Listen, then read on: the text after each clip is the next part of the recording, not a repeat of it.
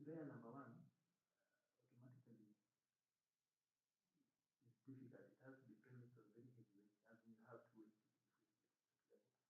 Player number two, all the recruitment, player number two makes sense. But how do you know to limit to A, B, and C? What other form are you going to then audit the voters themselves? Because from 34A is a product of what the voters have done. B is a collection at constituency level. C is the national service.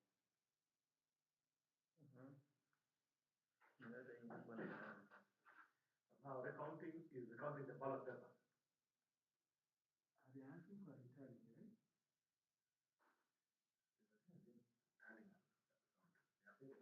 So you have to go back to the ballot. So you have to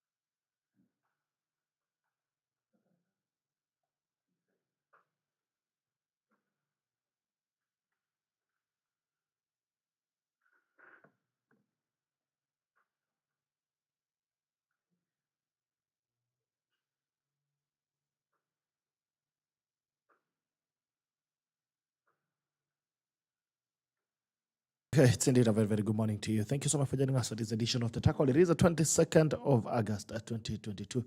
Tarehe 22 mwezi wa 8 mwaka 2022. Natumai kwamba uko salama, umeamka vizuri, and you're ready to tackle the day with us. It's another Monday, the 22nd of August 2022.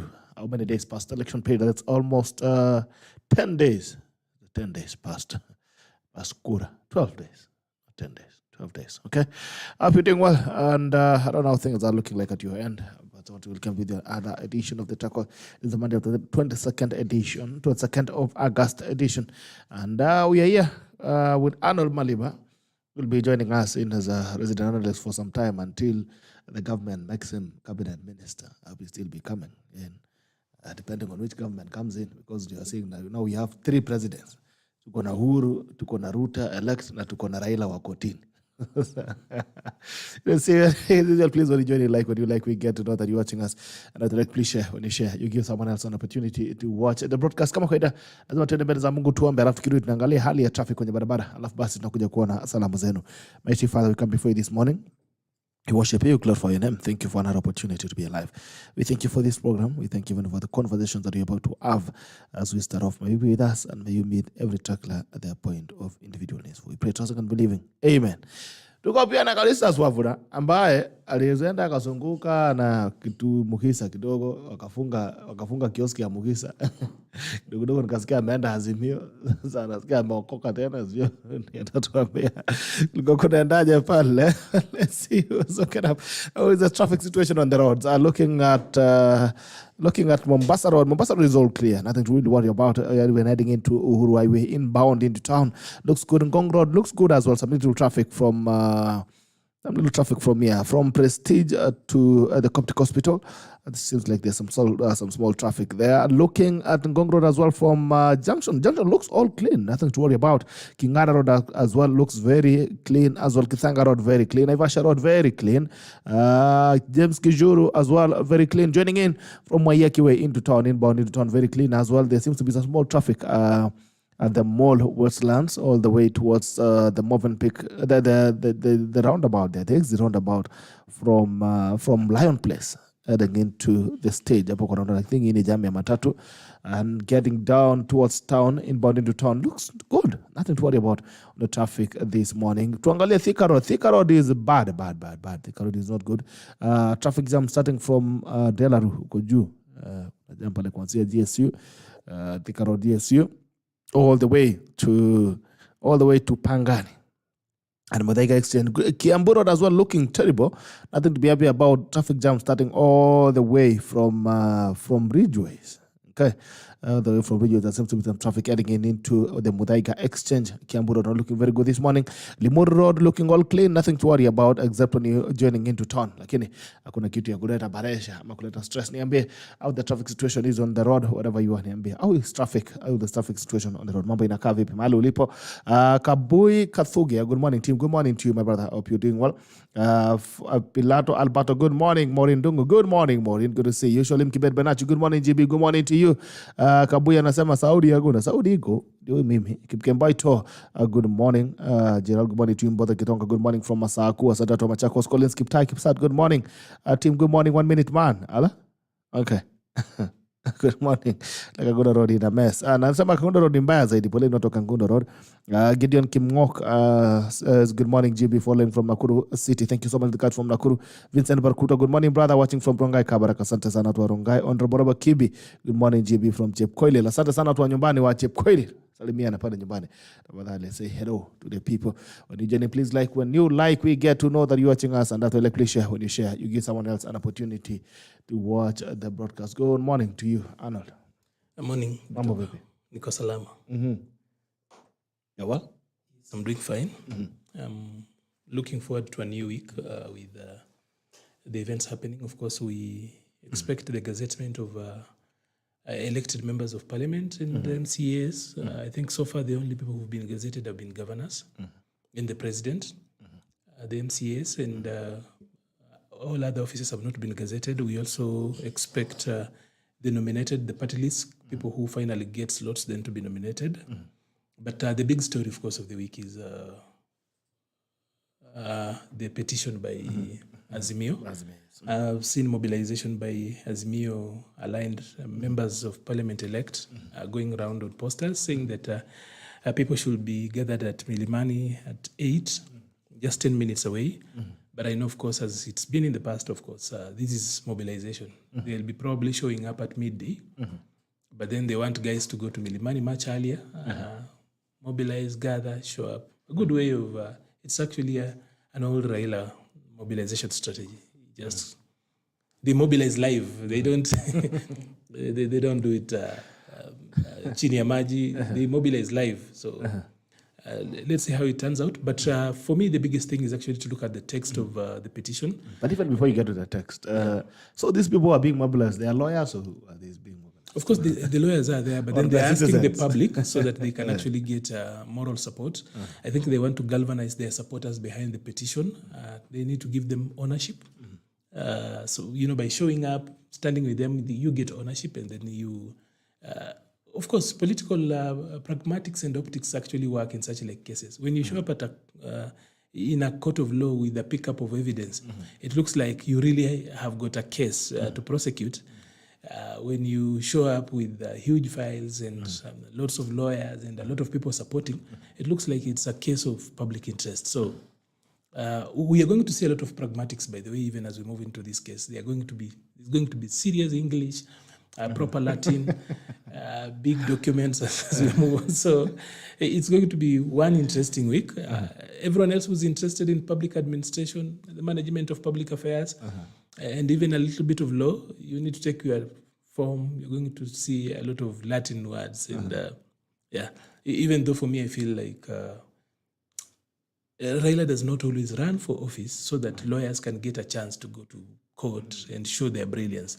He runs for office to win power, capture power, and administer state. So somehow, for some people, it's for him to run and then they show up in court. Lakini unafikiria kwani lawyers watakula wapi? Tutakula wapi? Wait. That's why you're telling politicians, please don't give up. Don't give up. No. You know. Voters did this to us. Ground inasema mheshimiwa, ground inasema mheshimiwa. So unaanguka nomination kutoka nomination naambiwa sasa kuja independent. Kisha toka independent uko kwa ground, ikiisha ukishashindwa wanakuambia twende kotini. Twende kotini ni lawyers, but then the ground wanakuambia sasa uanze mapema. Next time. No, saa hizi tuanze mapema. Angoja hata ikauka. No. They want you on the ground immediately. So I think this is going to be a very interesting week, probably a very definitive week for the Republic in the next 5 years. This is the week that then decides how we get going. Yeah. Okay. CALYSTUS, good to see you. Good morning. Good morning to you. Yeah. Uko salama? Salama kabisa. Siku mingi. Yeah. Yeah, we have had a session of campaign. Unfortunately, our worthy competitors defeated us. And we are here. Life must go on. Yeah. Life must go on. Yeah. Why are you not sounding excited about life going on? What happened? No, you know, I was running for an office, and I was defeated. You were running for an office? You didn't say you were. Yes, I was running in Embakasi South. Kusema ndio tukuja tukusaidia. Nilikuwa namba 3 sasa. Namba 4, not namba 3. But we were defeated. So ulishinda ama mliibiwa?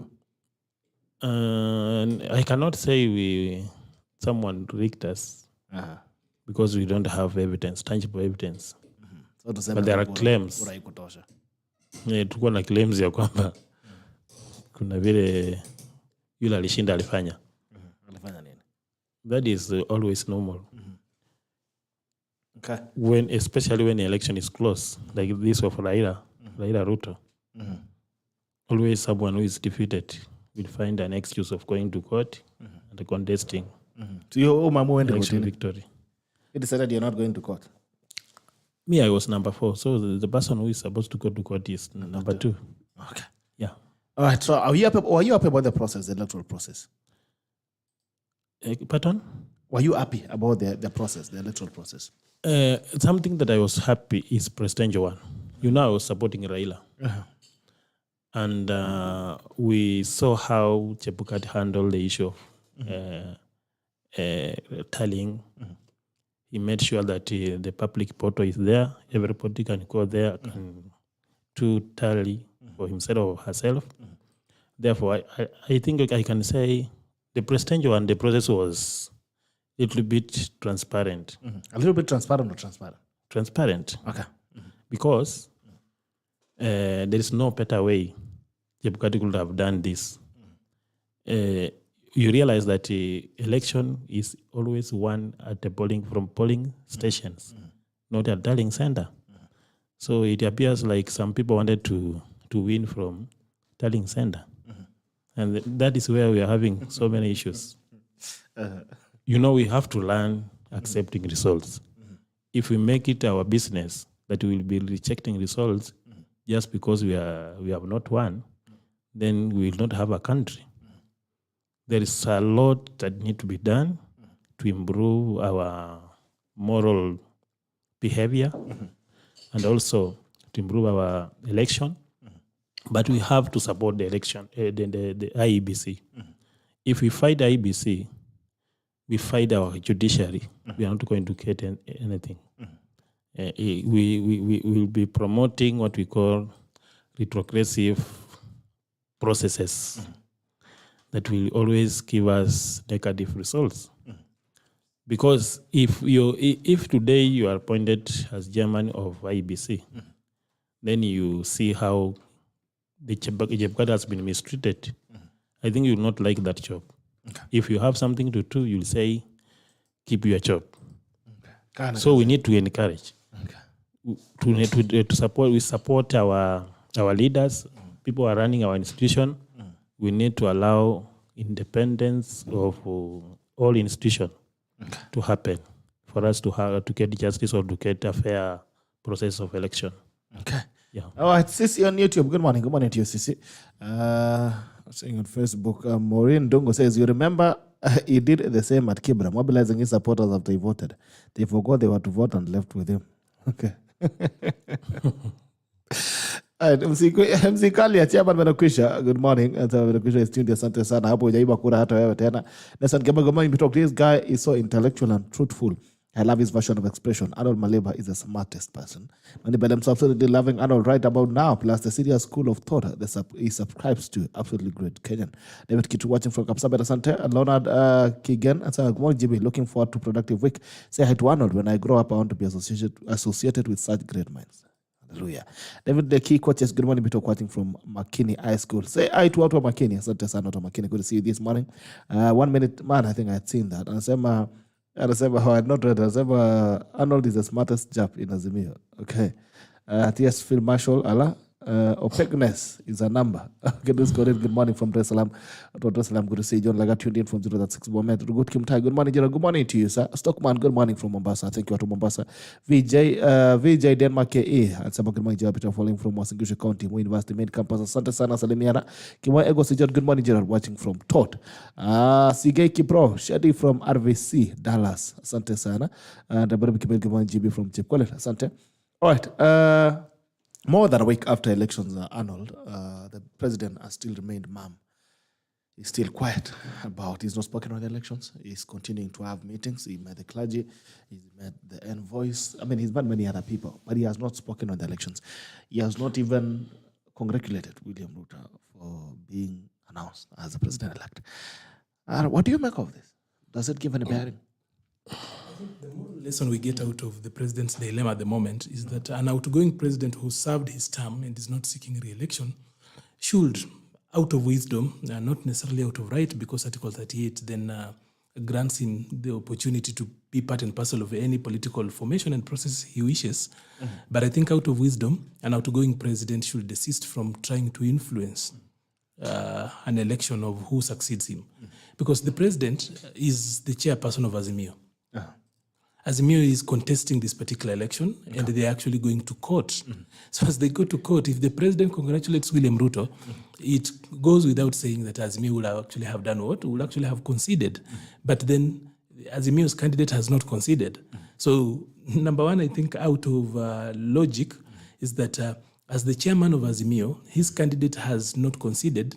It becomes difficult for him to do what? To concede.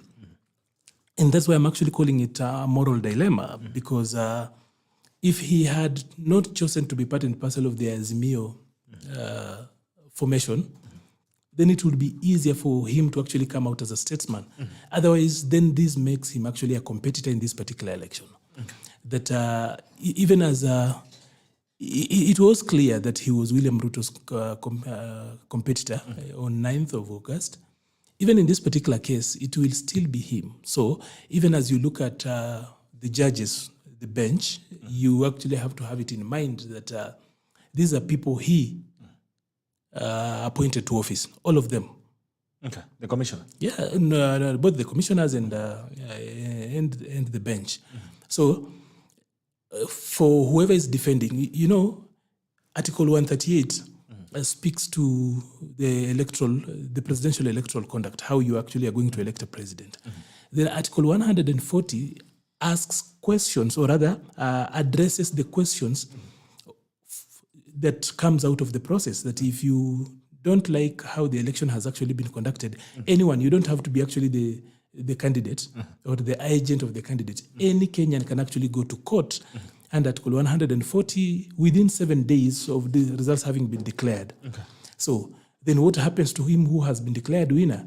If one goes to petition, those people who are actually parties then come in and either you defend your win or join whatever you want to be on that particular side. So it's quite straight. But at this particular time, it's a little bit early for us to actually see what kind of case they're actually presenting. But we've seen a lot of teasers here. There's the teasing that, for example, Azimio could go to court to seek stopping all the swearing in of all elected leaders until this case is heard and determined. Yes. The wisdom behind that is one that defeats me. It's quite selfish that everybody fought their own battle. You know, under the general election, we've got about 6 elections under the general election umbrella. 6 balances. We have got a gubernatorial election that is a standalone election on its own, member of National Assembly. We have got the senatorial election. We have got the member of County Assembly. We've got the county MP election. You call it the women representative race.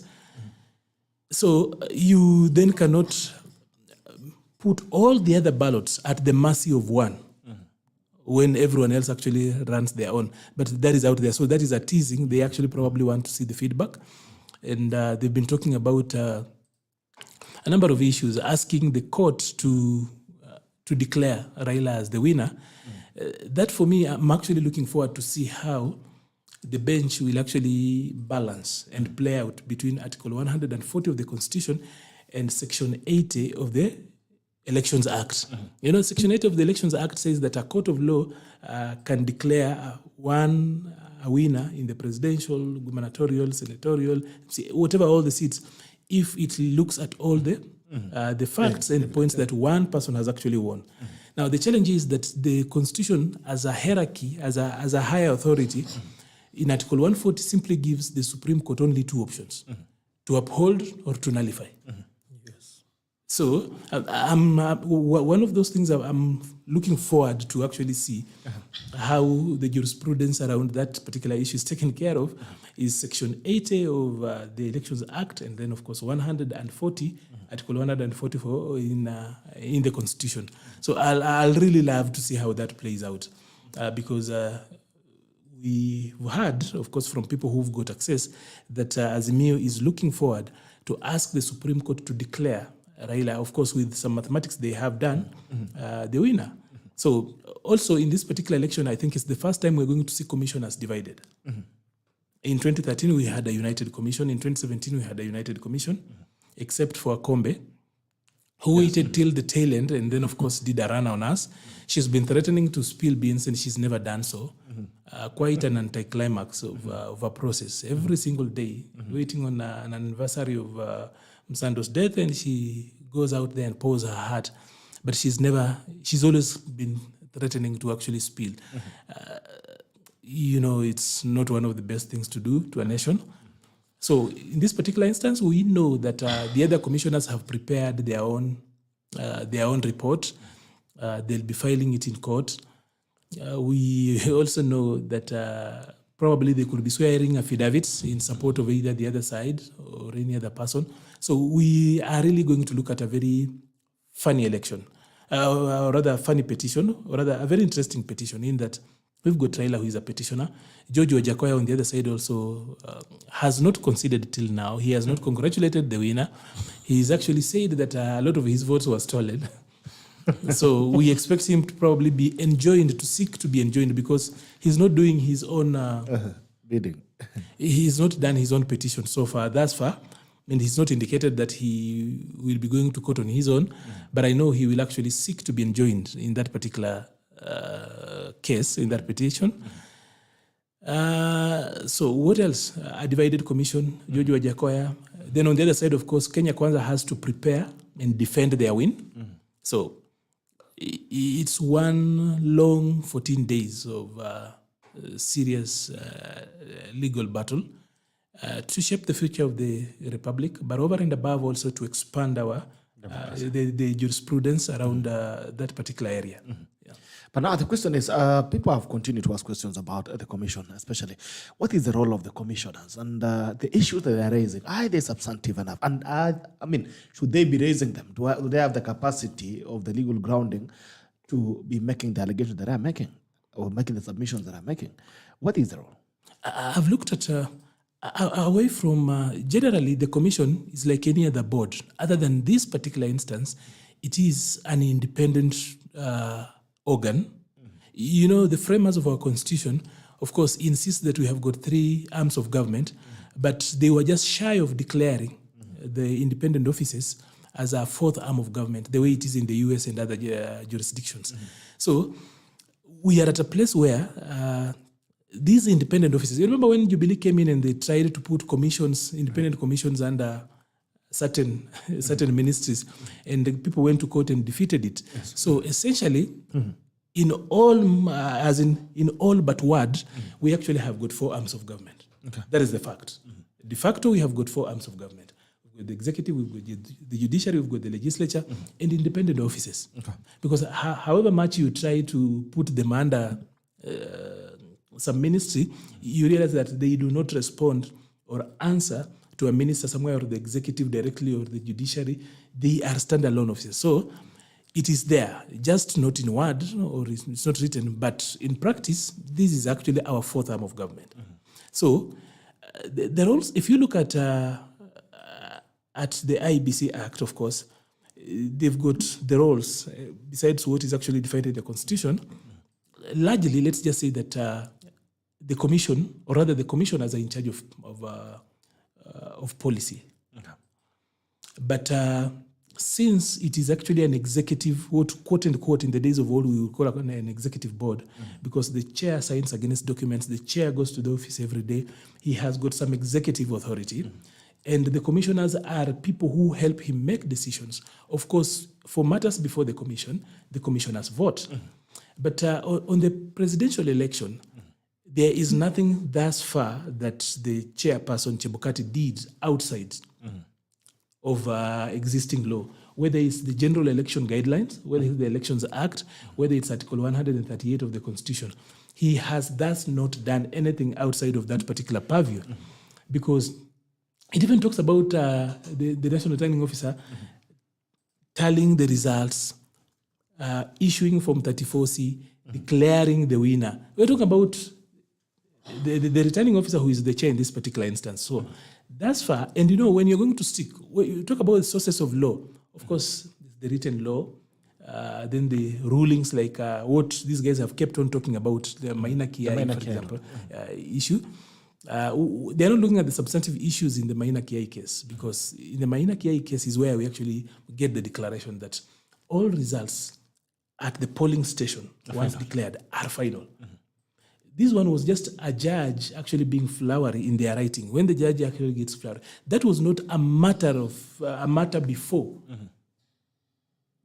A matter before the court to actually decide. So when the judge gets that and we are hanging on to that, that was not a matter for determination at that particular point. Okay. But I know that Azimio has got a number of multiple options. Option number 1 is to go and look for a judicial review with Chebukati's conduct. They could go to the High Court. Not just, and I actually foresee them actually opening up multiple fronts. Okay. They have got a window at the High Court, specifically when you're looking at the review, just the conduct, looking for a judicial review around Chebukati's conduct. Of course, they are going to the Supreme Court for the presidential election that has no other place to go. And of course, I insist saying this, I know people don't feel comfortable about it, but I see the kind of mobilization that is being done. They could also bring in picketing and demonstrations, because it's a constitutional option. And Raila spoke about two things, constitutional and legal options. Having another mandamanda. So even as we face this, we actually need to have everything. We need to look at the entire spectrum and see what could be on the card. Because normally, if you're looking at somebody, you want to counter somebody, you actually have to look at all the options they have, all the tools they have, before you actually, if we look at them from a linear perspective, then they could ambush us. Okay. Yeah. All right. Going back to the commission before I come back to CALYSTUS. Now, you've outlined the roles of the commissioners, and it seems you've restricted that to the day-to-day running of the commission as it is. But now, the issue that's in contest right now is an election, an election results, or results of an election. Yeah. What responsibilities, to what extent do they have a responsibility over the results of an election? I need to actually read you a document here. I think it's in the General Election Guidelines that addresses the presidential elections. Just a moment. Hoping I'll still get it here. And just read you what the law says of this process. That upon the receipt of the Form 34A, from the constituency returning officers under subregulation 1. The chairperson of the commission shall A. Verify the results against Form 34A and Form 34B received from the constituency returning officer at the National Tallying Center. So who is the bearer of Form 34A and Form 34B at the National Tallying Center? It's the constituency returning officer who brings both Form 34A and Form 34B. So what does the chairman then do? The regulations here says he shall verify that what they have, the Form 34A and B, all of them speak to each other. Then B, the chairman shall tally and complete Form 34C. C, announce the results of each of the presidential candidates for each county. D, sign and date the forms and make available a copy to any candidate or the national chief agent present. E, publicly declare the results of the election of the president in accordance with Article 138.4 and 138.10 of the Constitution. Okay. F, issue a certificate to the person elected president in Form 34D set out in the schedule. Okay. And G, deliver a written notification of the results to the Chief Justice and the incumbent president within 7 days of the declaration. So far, there is nowhere where the commissioners, for example, have an express constitutional, legal, or even policy handling around this. The truth is that at this particular level, the commissioners become part and parcel of the commission because the chairperson is an instrument of the commission. He therefore has got the support of both the secretariat and the commissioners. And we saw them there reading results together with him. They were aiding the office of the chairperson because the commissioners do not act independently. When they are working for the commission, sometimes functions under the office of the chairman, they are supposed to be enablers and people who work towards the functioning of that particular office of the chairperson. And it is in that particular line that we saw them read results, help in the telling, but they were not doing the verification. We had staff, IEBC staff who were working. So commissioners could just be deployed there to continuously, or rather to, in the process of the administrative role of helping things work out. What then I have actually not really thought was wise is where the commissioners come out and they tell us that they do not take the ownership of the process. They were there from the very beginning. What they say, and if I actually have to repeat the words of the Cherera, the vice chairperson, the first day she appears at Serena, she says that the IBC has conducted a very transparent election from the very beginning throughout the tallying. It's only this last bit that she considers opaque. Okay. So from the very end, she takes ownership of everything except the results. So, but the results are products of the process. Who brings the process? She's been through the process. Now she talks about the compilation. Actually, the issues that she has got, the two issues that I think I've seen her and her team come out having issues is the providing of 34C to agents to verify and to the commission.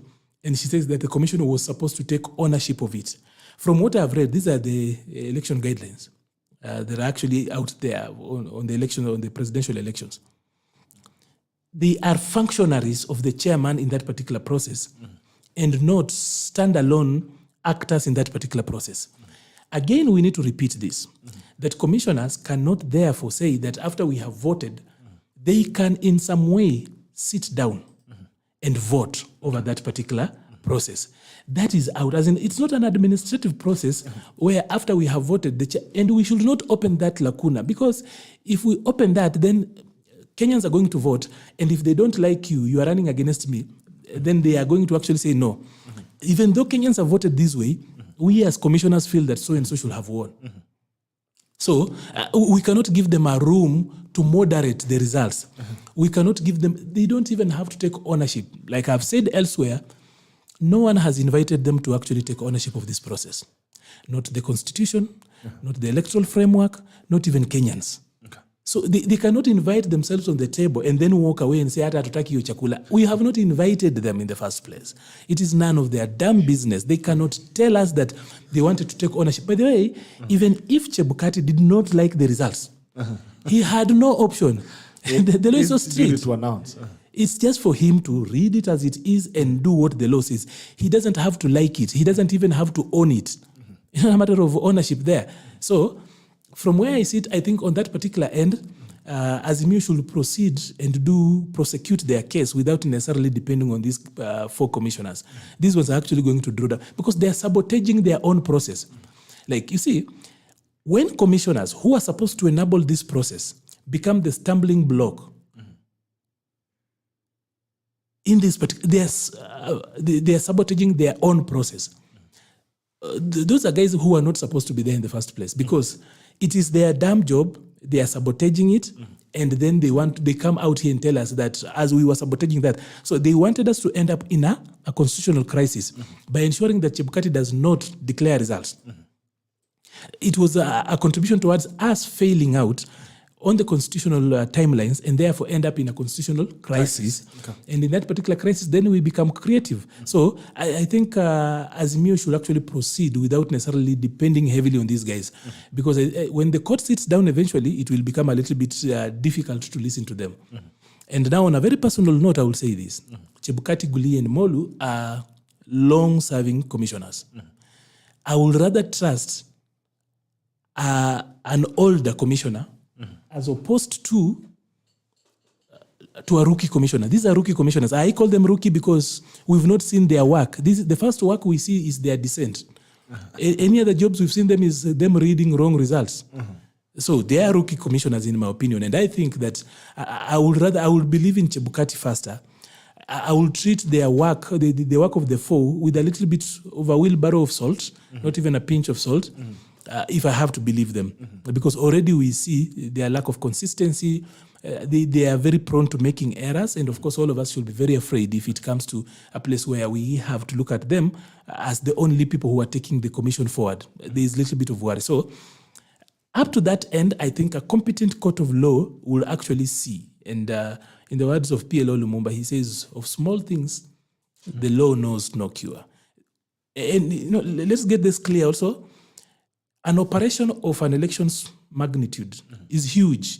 You are bound to have mistakes here, whether they are clerical, logistical, like in the case of Kakamega and Mombasa. They're actually citing the 2 as well. And a few things. It's a huge, massive operation. It's not easy.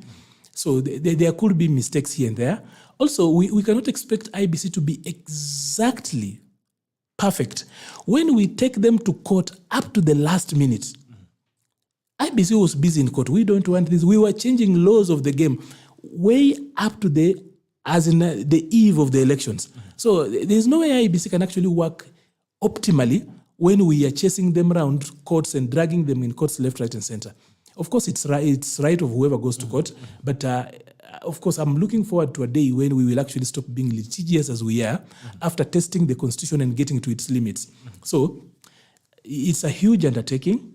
If you want to realize that it's never easy, you have seen how other ministries and other formations struggle to even do a small thing. When we have got an emergency, for example, you even see how our military struggles, how our police struggle. So ensuring that there's an election carried out in 46,299 polling stations is huge. Literally every village, hamlet, every every hill somewhere knows that there is an election during an election. So IBC have actually done very well. So there are those problems, those can be cited out, but I know that a competent court of law will actually see the threshold and see that this is something that is sufficient and this is not. So I'm looking forward to a better way, a better week that will actually expand our jurisprudence in law around this particular matter, and that it will make our democracy stronger and vibrant. Okay. Yeah. All right, Calystus, you were in Azimio. Okay. What happened? I'm still in Azimio. Okay. You're in Azimio. But what I can't do is to check the result when I don't have figures. So what happened during the elections then? As we supported Raila. We campaigned for Raila. We wanted him to win. But now what we don't know is that Azimio had Darling Center. But up to the moment, they have not told us what they caught. They had don't a- have They had a figures. talent center. Yes, Where? the Royal Media Services. So there is no way we can say we are rejecting result, and yet even the Royal Media Services never given us the final figures. What we caught from other PBC, KBC is You're what serious, CALYSTUS. Chebukati was announced. Yes, that is the truth. But the problem we are having is that we are, in Azimio, people like propaganda. They are just speaking something, then they start. You are a member of analyzing it. Azimio. So Yes, I'm a member of you like Azimio. propaganda. I'm a member of Azimio. I'm a UTP member. You realize that we were supporting Muhisa Kitui. But when Muhisa Kitui jicken out of the race, some of us, we are forced to follow him because he was our leader. Then I was a member of UTB, and the UTB signed contract with the Azimio, One Kenya Alliance. Therefore, me as a candidate who was running on UTB, I had no option. And we campaigned for Raila because we believe in our party. Okay. But now, Raila is the only person on earth who is contesting for his election victory while serving the government. Because they mobilized people. They told us that we are prepared. William Ruto is not going to be allowed to win or to be the president. So this notion that we planted into people, that William Ruto must be defeated by all means. Even most of Azimio followers, they knew very well that even Raila Odinga, if Raila Odinga votes will not be enough, the government will do something to improve or to add, to give him an advantage over William Ruto. But it has happened the opposite, the other way around. We have to accept that we as Azimio, we did not conduct serious campaign as compared to William Ruto. Okay. You remember during BBI, William Ruto had started campaigning when Raila was running up and down with that document that was rejected by the court. And therefore, it was not good for Raila to have taken the stand of championing for BBI, because that is what it cost him. Most of his followers, people who believed in him, they started now having issues. He's not the Raila that we knew. Raila is known to be a champion of democracy, but the issue of nobody can stop Reke also costed Raila. Therefore, in Azimio, the people we need to blame, number one is Junet Mohammed, because Junet Mohammed has been irritating voters. He himself is a luggage because he's being elected by Luos, and yet he cannot convince even a few Somalis to vote for Raila. That is a fact. Then when you look at Martha Karua, who is a running mate to Raila Odinga, is also the heaviest luggage that Raila has been carrying. Martha Karua, even the immediate neighbors, never voted for Raila. Including, someone told me that including his father did not vote for Raila. Therefore, these are things that we need also to look at. We can say our election victory has been stolen, and yet we didn't have votes. Right now, as we are not contesting that they won election, they are saying there was error. The arithmetic error, William Ruto did not win. So they want us to call to a rerun, and most probably Raila will reject Chebukati. Therefore, they will force the everything to. Let me say, maybe they want to extend the term of Uhuru Kenyatta, because what will happen? They will say now we cannot go to an election with Chebukati. That is what they are going to do. And once they say that, then it means we are going to take another 90 days. So the person who will be a beneficiary of that arrangement is Uhuru Kenyatta. Therefore, the court should look at evidence. If they don't have enough evidence, to overturn a presidential result is not a joke. So I expect our Supreme Court to act professionally, and if the error that Gerela was talking about is not reasonable enough to change the figures that we are seeing, then William Ruto should be given. Because when we allow these people to have a repeat of election, they are most likely going to do what we call rampant rigging. Okay. Because they are now sure that William Ruto is not a joke. They prepared, they wanted to rig from the tallying center. Because they are not having issues with Form 34S. Okay. What they are trying to say, they are saying, at the tallying center, someone entered into the public portal and they changed everything. Something that we are also waiting to see if they are able to prove it in a court of law. Okay. We have to accept the result. And Raila should know that himself, he has contested all election since 1997. Therefore, it is not a miracle to see Raila going to court. Again, his followers should not be proclaimed to start running on the road, because now everybody need to work.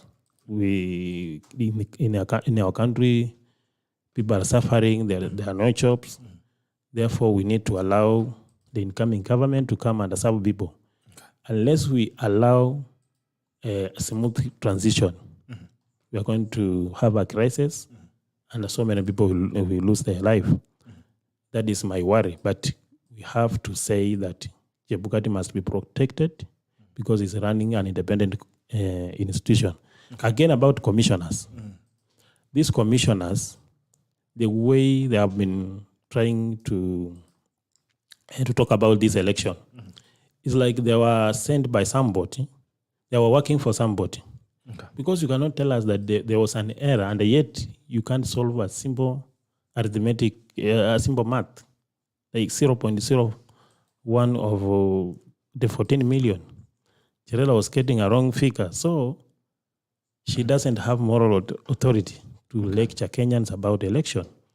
And also it appears as if the appointment were just political. These were not professional. If you see the guys who are standing with Gerela, they are also helpless. Therefore, they are not clerks. So how did they know that there is an error unless they are also doing tallying? Unless they tell the public that we were also doing tallying, and we realized that Chebukati was announcing a different figure from what we had gotten. We need to allow smooth transition. And Azimio lost because we did not conduct serious campaign. Azimio had people who, the like of Atuoli, Murade, they were just spreading rumors that we are powerful. President Uhuru Kenyatta is not going nowhere. He will not allow a thief to take power. So such a kind of nonsense, even if we go back to an election today, the people who had believed that Raila is powerful, so powerful because he has government, they have now lost that hope. They will now overwhelmingly voted for William Ruto. So we have to know, if we are going back to election, are we able to win?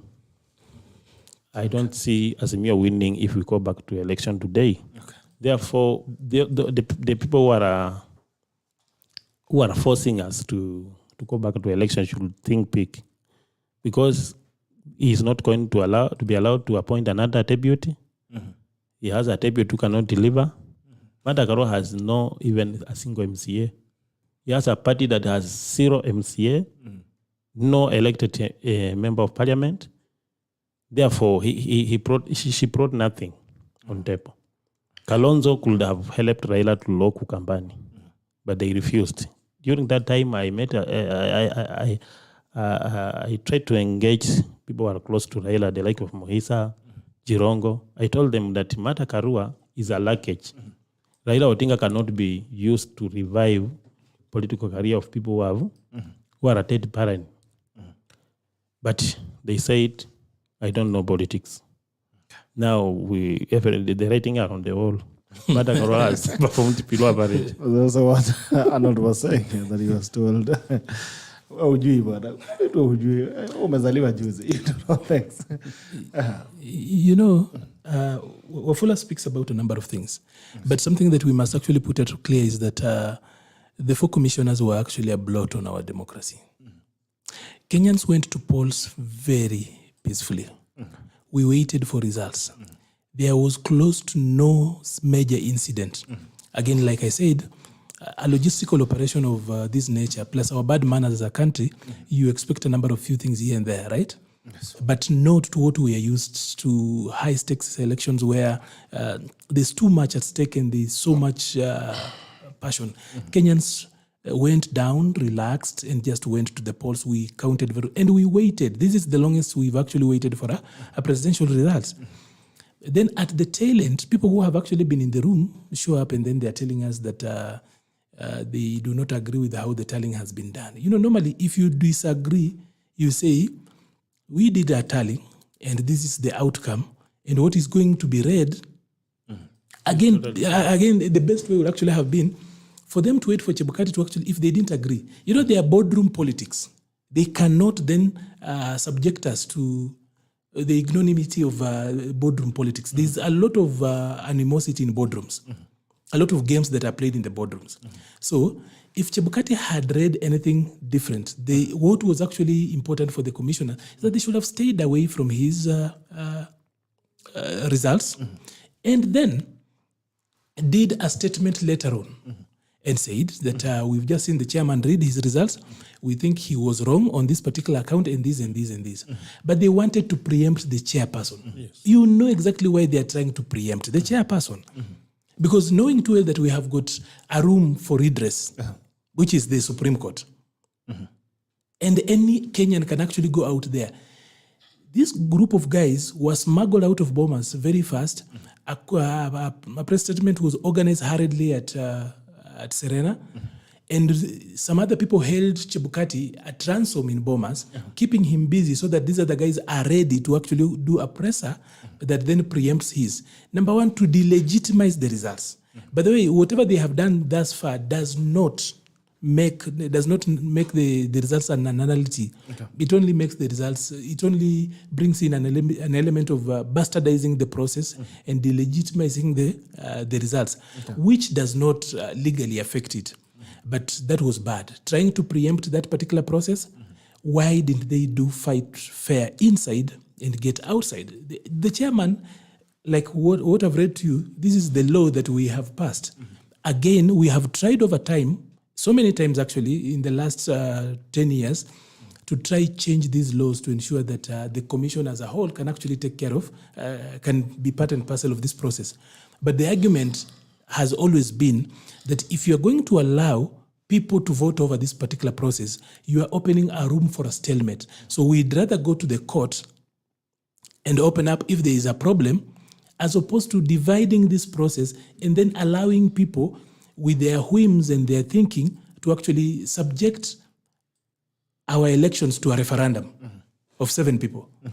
That cannot be allowed. It will actually put the nation in a very bad position. So to that extent, I still insist, the 4 commissioners bloated our democracy that was actually performing very well. A few things that were full raised here. And these questions are going to come up. Did Azimio actually have agents in all polling stations? I have looked at Njoki's statement on lack of agents in a polling station, and that one cannot come to court complaining that because their agent did not sign a form, then the results are actually null and void. I think we already are gone past that, I think in 2017. Yes. If you did not have agents, so did we have agents in 46,299 polling stations? Is Azimio. Again, did we expect votes along the way? You know, the Maina Kiai they are quoting continuously speaks, actually, the core of that particular ruling is that results at the polling stations are final. Therefore, as you come up, you can only collect. If you have got an error, you fill it in an error form. And then it is factored in as you actually work out, and then you can go to the Supreme Court. So I know as Mio will actually collect results here, collect a few issues here and there. We've been talking about math, not mathing. There's quite a number of questions that you will actually ask. Like a number of counties in Nyanza, for example, governors got more votes than the presidential candidate. In an area where ordinarily the presidential candidate, that is the stronghold, should actually be getting more votes than other candidates. So that cuts across in that particular manner. Again, there is a very funny between 55 to 57,000 recurring figure of MPs, specifically as Azimio MPs in Nairobi, except for Mathare. If you check out, there's a very funny between 54 to 57. It all plays within that realm, except for Mathare where it gets out. But then everywhere, there was a 50-something thousand figure that almost became constant with all Azimio MPs in Nairobi. That too, you know, they say the people who live in glass houses should not throw stones. The results in Nairobi, Kakamega, Busia, and Homa Bay specifically, especially when you are going to look at members of parliament, look funny. They look funny. So I hope even as we open up this, we will actually be opening up everything else and be able to actually ask questions about those particular areas and how those votes have got a very funny signature around them. But because we've not done a forensic audit, we can wait until they open up and probably a court of law subjects itself to that end. Also waiting for IBC to gazette all members so that people can go to court. You know, one of the reasons why this is actually out there going to court is that we already have gazetted William Ruto. The others have not been gazetted, so let people go to court and open up this. Yeah. All right, Cleveland and Latino, good morning, Viengos. Good morning to you, sir. Ishmael Moga, the guy should stop being economical with the truth. The four commissioners say that there were some issues that had previously been raised by the aspirants that had to be ironed out before the declaration of the final results. Can I respond to that just before we move? Yes. Okay. If there were issues that were to be responded on, we have got, I'm talking about constitutional timelines. Yes.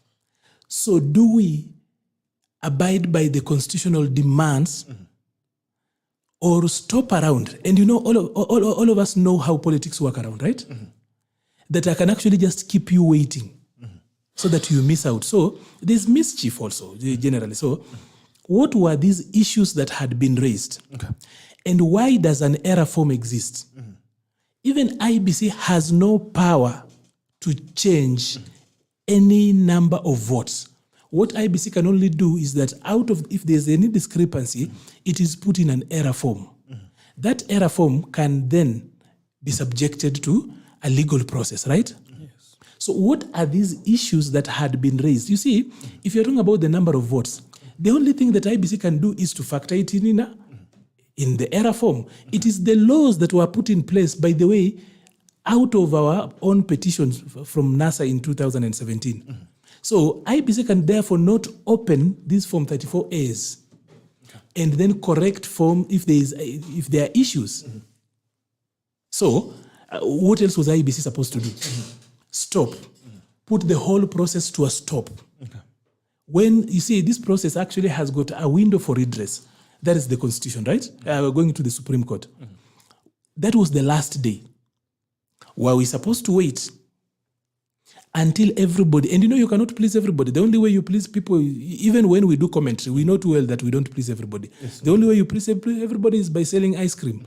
So the thing is that Chebukati and the commission will actually have been, you know there's something we call paralysis by analysis. So you keep the whole country paralyzed through analysis. You keep the whole commission not moving through analysis of every issue. So how was the commission going to address issues to do with the complaints they were raising? Okay. It's basic. Since NASA and their partners went to court over time and ensured that the commission cannot retaliate. You cannot recount. Only a court of law can order a recount. While you are still, before you fill Form 34A, you can actually ask for recounts at the polling station. But once they have been filled, you cannot change anything. Because the forms have got codes, you cannot rework them. So what were we waiting for on day 7? What were these issues that on day 7, the error form could not take care of? So, and you cannot win by force. There's this winning by force, that until we win. You remember those jokes in the days of old about Manchester United, where the referees could actually the time could just go on until they win. We cannot be, unfortunately, we do not have such like a luxury in the Constitution. All we need to do is that there's a time frame to comply with, and you go with the results as you have. Until this far, we have not seen anybody say that the tally as given by Chebukati was wrong. We have not seen a critical mass of Form 34As put out there. And when we talk about a critical mass, we're talking about numbers that can substantively change the course of an election. We've not seen that. So there's no being economic with the truth here. Those agents, did they want Chebukati to open up Form 34As and rework that? That's not possible. Okay. Yeah.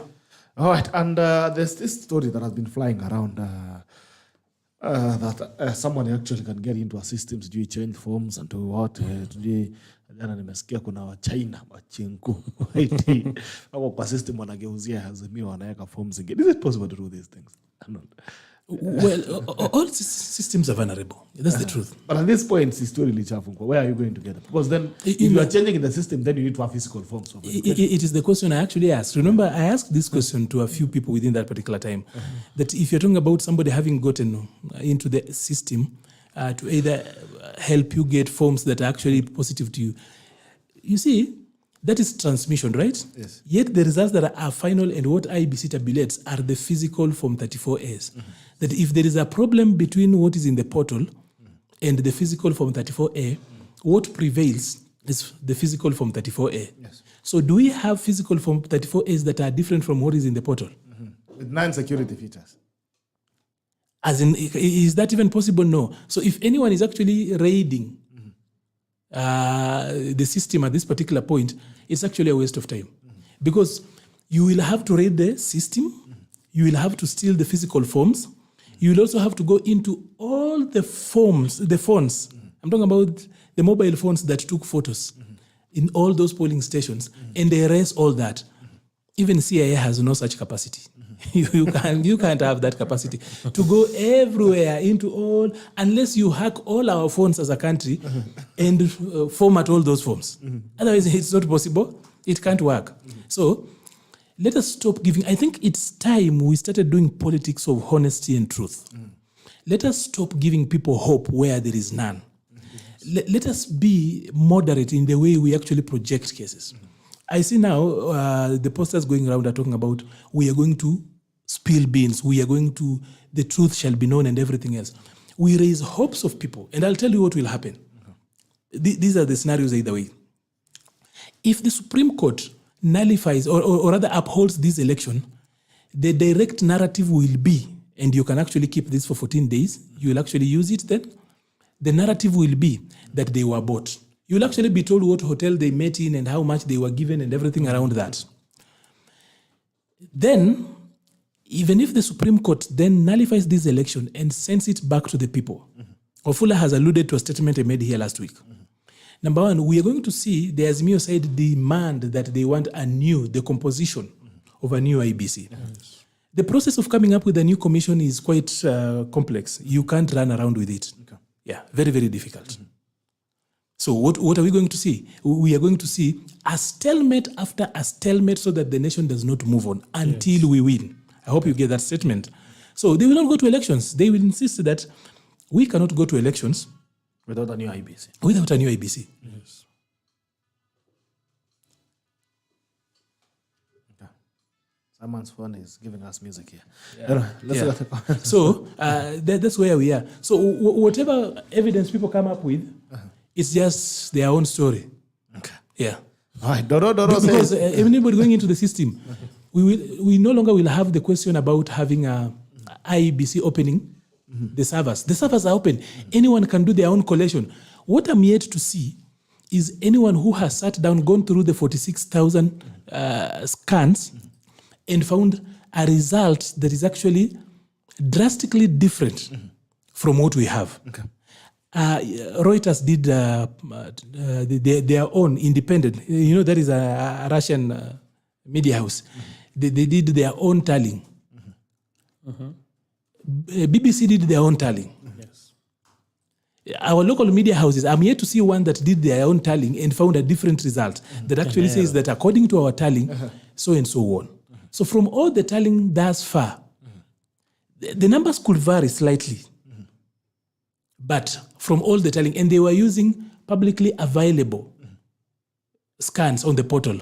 So, and the reason why their tallying could be different from IBC's is that then IBC has got the advantage of a physical Form 34A. So in a place where the Form 34A has got a problem, then we depend on IBC because they have got a control measure, a quality control measure, because they will use the physical Form 34As where they have got a problem. But all the other people who did tallying used the scans online, and they have not had a different outcome. Yeah, so I do not expect that anyone hacking that system will actually change the how everything looks like, because IBC has got the hard copies. Yes. Even these commissioners, the 4 commissioners, have you seen them come up with a different tally? No. We've not seen that thus far. They were asked, what were your own tallying? What were your results? And then they just said, buju buju. They didn't say anything. Do you have to say buju buju? Haya, Doro says, Azimio Air too fully staffed. This is for you, CALYSTUS. Unasumbua serikali ya Azimio. Wamesema, Azimio Air too fully staffed talent centers. Real media was just a side. You are a weak party member. That's from Doro. Did you have talent? We were told. You are a member of Azimio. Is there any chance that you are aware of? Yeah, they told us they have tallying, but they have not come out and given us results. Were you given the numbers from the talent center? No. I don't know. Doro, do you have the results? But you see, it seems what they quoted, because the argument has been that the IBC, the Wafula Chebukati, interfered with the results on public portal. That is something that we are waiting to see them proving in a court of law. What I can tell you, you can see the whole country is calm. Even yesterday, Raila Odinga tried to go to Kipra. I didn't see him addressing Harare, but we are told he is going to Kipra. Something that we are saying, they want to see Kenyans wrangling about this election. Okay. But Kenyans are comfortable. We were told that Raila Odinga must win. That is something that also, during voting, I saw Raila Odinga dancing with the likes of Atuoli. Then after one day, Atuoli left. So we Atuoli amesema ule mtu ambao mama yako ndiye baba yako. Sasa unaona, during election I went to Pungoma. I went back home at Pungoma. In Pungoma. Then I met some guys. Watu wakaniambia tunachagua yule walisema mwizi. So you know when they are campaigning William Ruto, calling him all manner of names, they were making him popular, and the guy has won fairly. We have to agree. Okay. Because even myself, I have no reason whatsoever to reject results.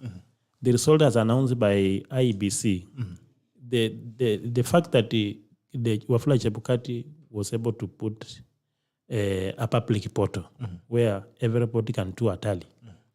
We have no reason whatsoever to blame him or call him names, say that he has rigged Baba. But Baba also need to know that he was working with useless people. Okay. People would not help him with anything. If Atuoli can call for a praise, alafu ambie watu, soya hiyo jina. Hii ndio sauti mtakuwa mnasikia kuanzia asubuhi mpaka jioni kwa radio, kwa television. So ukiongea hivyo, you are not helping anybody. Hawa ndio watu walisaidia kuanguka. Junet Mohammed has been insulting deputy president. Is not Ruto is not on the level of Junet Mohammed. To make the matter worse, Junet Mohammed is being elected in Kisumu. So he does not add any value to Azimio. The people who have gone out, like Wetangula was able. The election were won and lost in Ngoma. Because you realize that 250,000 votes. Wetangula was able to deliver more than 255. Yes. Then the difference between Raila and Ruto is only 233,000 votes. Therefore, the issue that surrounds Azimio, Raila Odinga himself prepared himself to lose this election. Because after handshake, he disrespected all his political partners. He chased away Wetangula. Then now Wetangula got an opportunity to put on a hold his ambition to become the president. And it has happened. Because during that time, Rengo nasema aende, Wetangula is a nobody. Someone who is beaten by a woman. Now, he has been able to deliver. William Ruto, to the level that he has reached, if you want to change those results, then it means you are going to cause a crisis, a serious crisis. Because let them not think that William Ruto is just someone you can push the way you... Hata saya akiongea anaongea kama president. So, hata ajui kama there is a case in our court. And if they are going to annul this election, and the Raila start now saying Wafula must go, Wafula is not a clerk. He has not participated in counting of votes, but he has a constitutional mandate to announce the winner, because the process, the process that was happening at Darling Center was the clerks were doing counting, verifying forms. If there is an issue, they reach out to him. That is where he can participate. But as a chair of IEBC, you cannot say that he has entered into system and changed everything. And if they say so, then they also need to prove the way Maliba has said. They need to prove with the evidence how the transmission of Form 34S from the polling station is different. Is different from that is in public portal. Unless they prove that, there is no case. Okay. Yeah. All right. On Terry says, are we calling into the yes? Tunafungua bunga la mwenyeji shortly. Pauline Cherop says, Azimio never campaigned seriously like Team Kenya Kwanza. Okay. Doro anasema pia huyu chai on me. Haya, tuma pesa ya CALYSTUS bwana Doro. Okay. Orino Ontila says, great, but wanted to challenge those guys. Yes, I'll give you an opportunity shortly. Kimoe, CALYSTUS, Esther Warui, good morning. Pauline Cherop, IBC this time sealed any loopholes in Darling Center. They did a good job. Donna Samasam, I want to challenge and dethrone this flaky Azimio guy. Okay. MC Karen Sambenokwisha has awarded the court and its officials compulsory leave. Kenyans should learn something from us.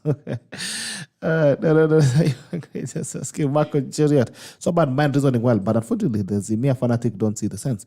Let's wait and see how Kitenda will bring miracles from Masingaomba to change the results. Okay. The agents of both parties should tell us if there was any alteration in the forms they submitted. Okay. I remember during our days in school and the maths teacher was explaining a concept. May God help you if you fail to understand, because you will hear something like, let's move with those who are with us.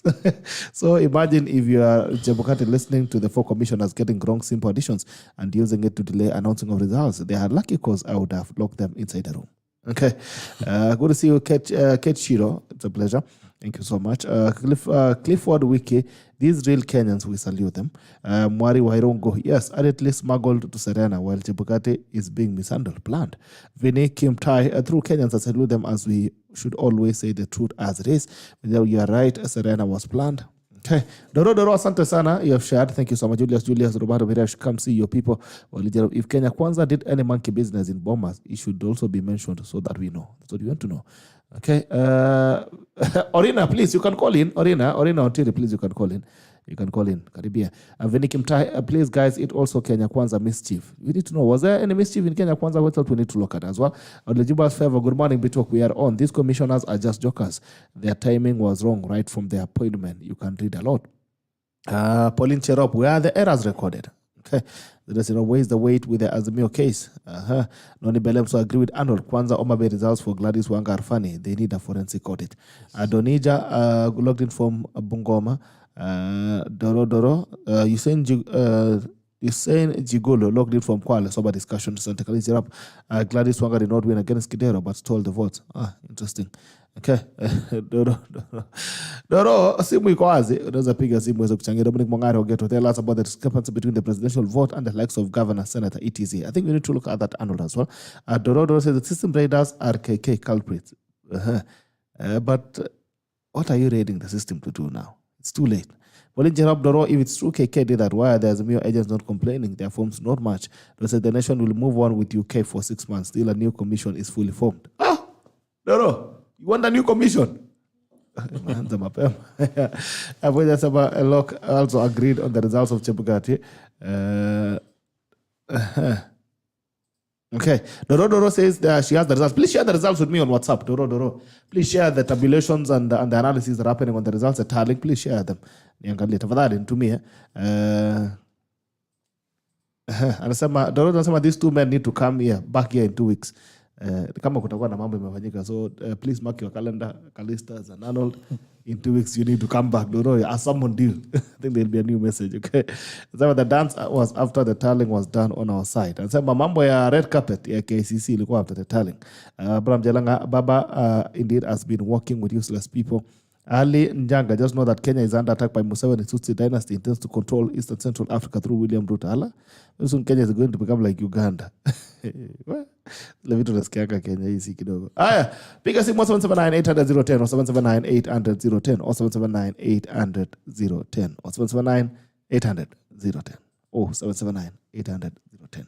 DK Jabal asks, ask Arnold, is there any legal provision that a political party agent testify on behalf of his own party?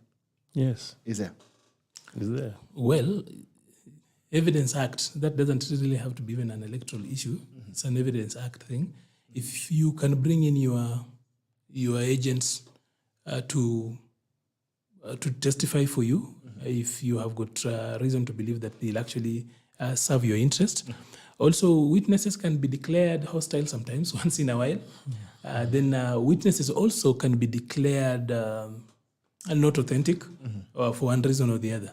Mm-hmm. So I'm looking forward to see how the Azimio agent, for example, mm-hmm. will actually present his own copies of the Form 34As, yes. For example, mm-hmm. Copies of that, and mm-hmm. say, this is what we have. Mm-hmm. And we check out to see the difference, because so far everybody has tallied. Mm-hmm. Mm-hmm. Everybody has tallied. So many people have tallied. Mm-hmm. And except for Azimio insiders who give us different figures, mm-hmm. we have got Reuters to depend on, we have got the Standard Group to depend on, we have got BBC to depend mm-hmm. on, we have got... We also did our own tallying. We have a document here. We have IEBC itself to actually look at. So there could be mistakes, administrative mistakes here and there, that then make the figure vary once in a while. Like I said, mm-hmm. IBC has got the final advantage in that they course correct using the physical forms. Mm-hmm. But the margin of error is not as big from what Reuters has and everybody else. Mm-hmm. Also, it's Raila Odinga's right to go to court and seek redress where he feels aggrieved. Okay. So as opposed to other options, I think we need to laud him for actually going to court, mm-hmm. As opposed to taking other measures. Mm-hmm. An election of that particular level has got a lot of passion and a lot of emotion. Mm-hmm. So it's good that he went to court. Mm-hmm. Yeah. Nizuri aende kotini. Aende kotini. Haya, let's look at this on YouTube. Isaac Juba, good morning, Tackle. Good morning to you. As I like your discussion, is very balanced, asante.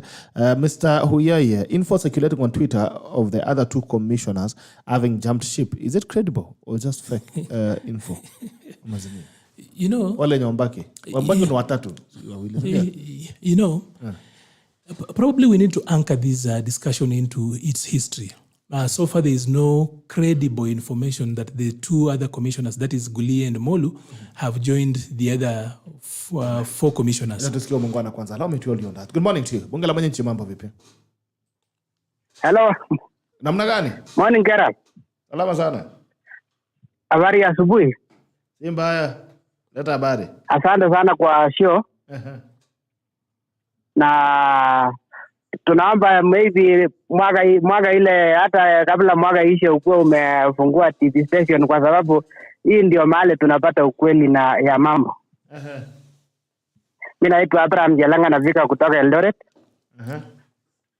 Na asante kwa sababu ya hao wangwana wako hapo wanaambia raia ukweli kwamba baba alichezwa.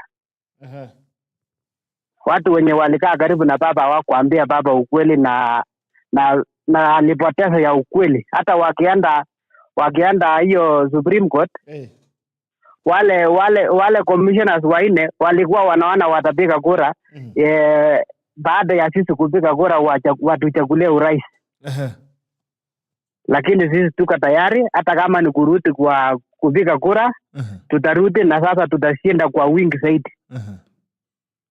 Lakini hawatatuamulia watuchagulie nani ndio atakuwa rais, watu waine. Na pia ningependa kuongeza Gerald, au watu waine walichaguliwa mwisho. Uhuru Kenyatta alidelay kuchagua hawa commissioners, kumba ilikuwa na lengo lake ambaye haikufanya kazi. So mimi ningependa tu ni kupongeza kwa show na next year usipofungua TV utuite mchango, tutachanga tukufungulia TV station. Hii nyingine yenye hivyo yote inakuwa baya. Unichangia sasa unatumia kitu. Ndatuma hata lunch leo. Asante sana, nitakupea namba. Asante sana Abu, barikiwa. Ndio wananchi wenye wako. Sasa these are the people who are going to make Kenya progress. Nifanye kuna watu wengi zaidi wenye wanatuma. It's a very serious issue. Najua our 4 commissioners walikuwa appointed. By the way, alikaa sana ndiye akawachakua. Na it seems they were sent to do something which they failed. Na kwa sababu walikuwa wamekula pesa, lazima wangejitokelezea waseme. Because someone cannot be talking of an error that he doesn't have figures. Wewe sema ati kuna kulikuwa na error na useme mambo ya opaqueness, and then you are also a member of that commission. You are holding a senior position. Ile kitu yenye iko kama hii court annul this election, wajua watakuwa wameanza another crisis that we don't know when we are going to end that crisis. So the best way is to look at those votes. Kama Raila Odinga ndiye alishinda na wakapatia William Ruto apatie Raila, arudishie kitu yake. Na kama Ruto alishinda kulingana na figures zenye ziko kwa public portal, then they have no reason whatsoever to annul the election and plunder this country into another crisis for the next 3 months. Saa hii ukiangalia wananchi vile wanaongea, people have already celebrated, and you realize after announcement of Chebukati results, the whole country was in celebration mood. Hata Raila alishangaa, kwani kumbe kuna watu wanaweza sherekea Kisii, washerekee Western, washerekee Coast kwa sababu ya William Ruto. So undermining your opponent is the last thing you should try. Okay. I'm trying to catch up with the comments on YouTube. There's a question you asked. Yes, I want to get back to you on that. I'm trying to catch up with questions on YouTube, then I come back to you. I'm also seeing Doro is online. Beatrice Rotita CALYSTUS, such a good Monday. Okay, Jerimo, I love your analysis and the facts you are giving out, guys. I sense more wisdom in your mouth, guys. Very much mature facts. Abdul Karim bin Yoman, the best analysis by these guys. Superb. Magud Kibegan, ARNOLD MALIBA is on fire. Isaac Chumba, God of this nation. Abdul Karim, these guys have got a balanced and fair discussion. Thank you so much, Abdul Karim. Adamas Ocheng, Raila Odinga at 87 shall never become president of Kenya. Kenyans should all embrace William Samoei presidency. Okay. Carol Longit, why is Guy looking distracted? I don't know. It's Guy. I don't know. Anyway. Arnold, you are rising up on that question that we are building. Yeah. So then we come back to as far as I know, there is no any information, legal information that actually, or rather believable information that the 2 other commissioners have joined the other 4. Joined them to do what? There are some other questions. And I still insist. I speak to my Azimio people a lot of times. I know now they are all over calling me a mole and everything else, but I'm not new to this because For those who actually are surprised that with what I've actually said in the few days, people who have not really followed me. I've been in the media for the last 10 years, and you can actually follow. I'm actually quite consistent. The one thing that I really do not love doing is actually getting into conflations. You see, you remember there was word going around that Kindiki, the Kenya Kwanza agent, had refused to sign. When now we know who exactly had refused to sign. So, and this misinformation and propaganda, Azimio cannot run a campaign solely on propaganda. You cannot run a campaign solely on propaganda. You don't do your homework, you talk about, you want to use misinformation. And the Azimio supporters out there, I think, are starting to learn, and should actually learn this, that the people who Raila has entrusted with work love a lot of jokes. They take you for granted. They feed you with a lot of misinformation. They are not people who are apt and competent to do their work. The only thing they are competent in is misinformation and propaganda. So you keep on bringing in new things that raise stakes, people who are sensationalists, as opposed to people who just want to do true elections. They don't want to do their work. They are busy with the sensationalism. If it is not this, it is that. You know, like you're being told NIS will do this for us, Deep State will do this for us. Now we are being told the commissioners have joined the others, being told that the evidence that is there will shock the world. They keep on, and if they keep on feeding Baba with that information, and we end up with the results the way we've seen in 2013, because in 2007, I wasn't so much of a person who would follow through elections then, but I was an adult in 2013 and in 2017. I have seen how elections have actually turned out. We cannot keep on taking people into circles and expect that people will keep on supporting us. The issue of asking questions should not be dropped. We should not conflate issues and run away from them. I have asked, did we have 46,299 agents? Because we had the resources, we had the goodwill, and we had the support of the masses. Also, it's very basic. Look at this. In 2017, the difference between NASA and Jubilee was 1.4 million votes. In this particular year, the difference between Raila and Ruto is 233,000 votes. Clearly, you know who has lost, because at least one is a constant. Raila is a constant in this particular election. So we know who has actually lost his base. That difference has actually narrowed down to just 233,000 votes. And by the way, it could be narrower. You can play around and balance out and moderate, but I don't think it will change. So much will not change out of this. So we need to start healing as a nation.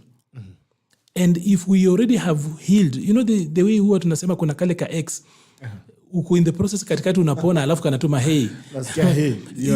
That misinformation is... Yeah.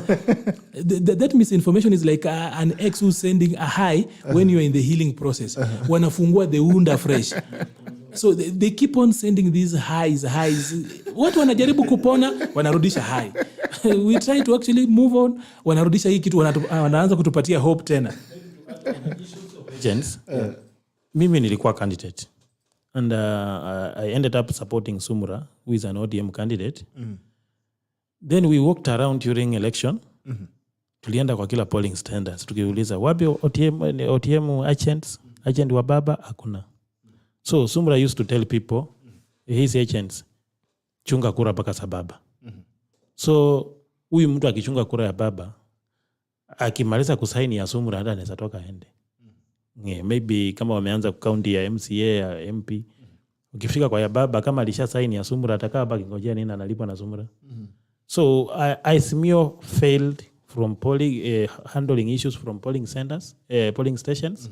Then they failed even at telling center they were not prepared. So some things we are pushing but we don't have facts.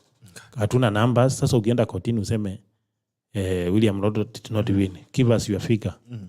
You must give us your figure, and the figures you are giving, so many people have done telling. Na ukiona PPC walifanya na wakanyamaza. Wangekuwa sahihi wameandika tosha ya kwamba this election haikuwa fair. Lakini ukiona all this international including niliona humans for international human rights for nini. Pia niliona wame-congratulate William Ruto, akasema Raila Odinga has to accept. It's not the first time he's losing election. Haja tusikia Doro. Doro, mambo vipi? Poa sana, habari yako? Salama, good evening. Good evening. Mnanisikia vizuri? Salama, nakusikia kabisa. Okay. First of all, I need to address the two gentlemen that you have in the show. Asanteni sana for your contribution. I'm saying your fellow members in Azimio. They're saying they're members there. Sasa, hapa wacha niseme, I'm going to use a word and I don't want you to take it in an insulting way. Okay. Because I live in a country that sometimes the words we use, they specifically just mean that, like, it's a way of expression. But I'll use that word at the end of my contribution here. This man, Mr. Arnold, I think I've mastered their first name. I've watched you in other platforms. Actually, I've seen you, I think, even moderating in the news or something. And you were speaking a totally different tune. What's going on with you? Sometimes it's good to have I don't want you to answer me yet. Let me finish my thought process. Okay. Sometime when you believe in something, it's good to stick to it. It's just like me coming here. Gerald Bitok is my very good friend. Gerald Bitok believes in Kenya Kwanza. I think he bleeds yellow. And he knows I bleed blue.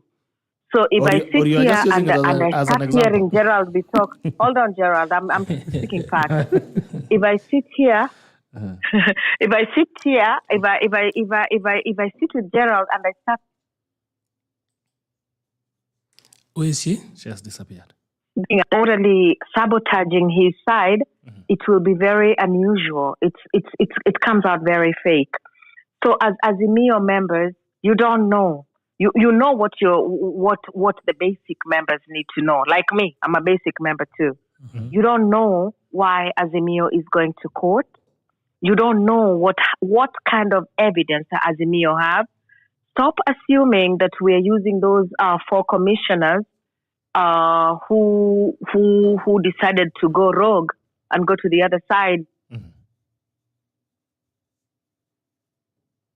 Then that is what is going to make our case. Stop assuming that.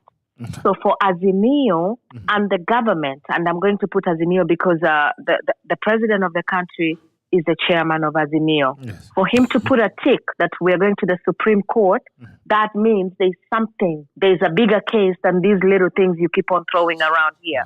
That's number one. Number two, Mr. What's your name? Mr. CALYSTUS. Yes. Mr. CALYSTUS, I'm just very disappointed at you. In the country where I reside, we call people like you kiss ass. You see a situation, something that you believe in, when it's going down or when you figure kunaenda vibaya, unaanza kuchoma. Wewe ni ukikuwa na bibi yako kwa nyumba, mupigane, bibi akupige ngumi kwa uso. Utaenda huko nje kutangaza nyumba yako nje. Utaenda huko nje anze kutangaza nyumba yako ati ya ukweli kabisa, huyu bibi ndiye alinipiga. Mimi, I was a weak man. No, you don't do that. You stick with your house. You stick with your house, you cover your problems. So I'm very disappointed at you. I can't even address you. That's Can what I ask I have you a question? on my side. Let her finish. Let her finish. She's Who? not- Mr. Who? CALYSTUS. Finish. Who's Let her asking finish. me a question? Let her finish first. First, Doro, finish your thoughts. Yes, and yes, I've seen some of the members here saying, "Oh, Doro kuna mauchungu." I'm not going to deny that sina mauchungu. Of course, I have mauchungu, because I have my own reasons. Si ati niko na mauchungu because Baba lost fair and square. No. Deputy President Ruto, I respect him, and honestly, if at the end of it all they are going to call him the president, they are going to redo this after all these IEBC suckers that we saw. They are going to call him the president. I will respect him as my president. I'll figure out a way of saying, "Hey, Paul, there's a time I really didn't believe in you." So that will come. But I will not have Mr. Ruto sitting on that chair as a president, and then I come on social media or I come on BTalk and insult him. I will not do that. So for now, our president is what's his name, Mr. President Uhuru Kenyatta. Ruto, Deputy Ruto is president-elect. Okay, Raila Odinga is our presidential candidate. There is beef between the two. We are waiting for our answer. If Ruto is declared, he will be my president. I will honor him as my president for whatever time it is. But imambo ya kurukaruka, you don't even know what is going on. You don't know what the Supreme Court is going to say. Supreme Court might nullify Ruto, or Supreme Court might uphold Ruto. Okay. So right now, it's time for you to sit down and pray for your specific party, or just pray for the country. Because ukikuja uanze kuongea, unaanza kuongea juu ya party yako hivyo. That is so embarrassing. And that's not manly. Yeah. Thank you. Adoro, in the interest of facts, even before I give CALYSTUS, before I lose my questions, now there are two statements that you've made that the reasons, there are deeper reasons for the petition. I want to believe that you are privy to those reasons. Are you? I'm not going to answer that. Okay. The second one, you say that you have alternative numbers for the poll, that is for the tallying. What were the numbers? What were the figures in your own estimates of? I will share them with you, and you can. I will share them with you. I'll just share the document with you, because the tallies, we had 2 fully staffed tallies, and Mr. CALYSTUS at first said we didn't, and then later on, when you read my comment, he accepted that. Oh yes, I had, but they didn't give us numbers. You cannot be a flip-flopper even on your own word. All right. In the interest of the public, because now we are having a conversation in the public space, what are the general numbers in terms of, this was the percentages with these numbers, how many million, or these were the, without even going into the details of the tallying, just the numbers. Okay, actually, the actual numbers, the actual numbers that we have, and I don't have, I have to look them up, but let me look on my document here, just a second. But it showed Baba at 51.5% and Ruto at 48 point something percent. 51. But Baba was over the 7 million. How many million? 7 million. Oh, 7. Baba was 7 million and some change. And Ruto was at the. Can you give us the exact figures since you're looking at the document? 7? Baba at 7? No, I haven't opened it up. I haven't. Okay, I can give you the figures. Hold on. Okay.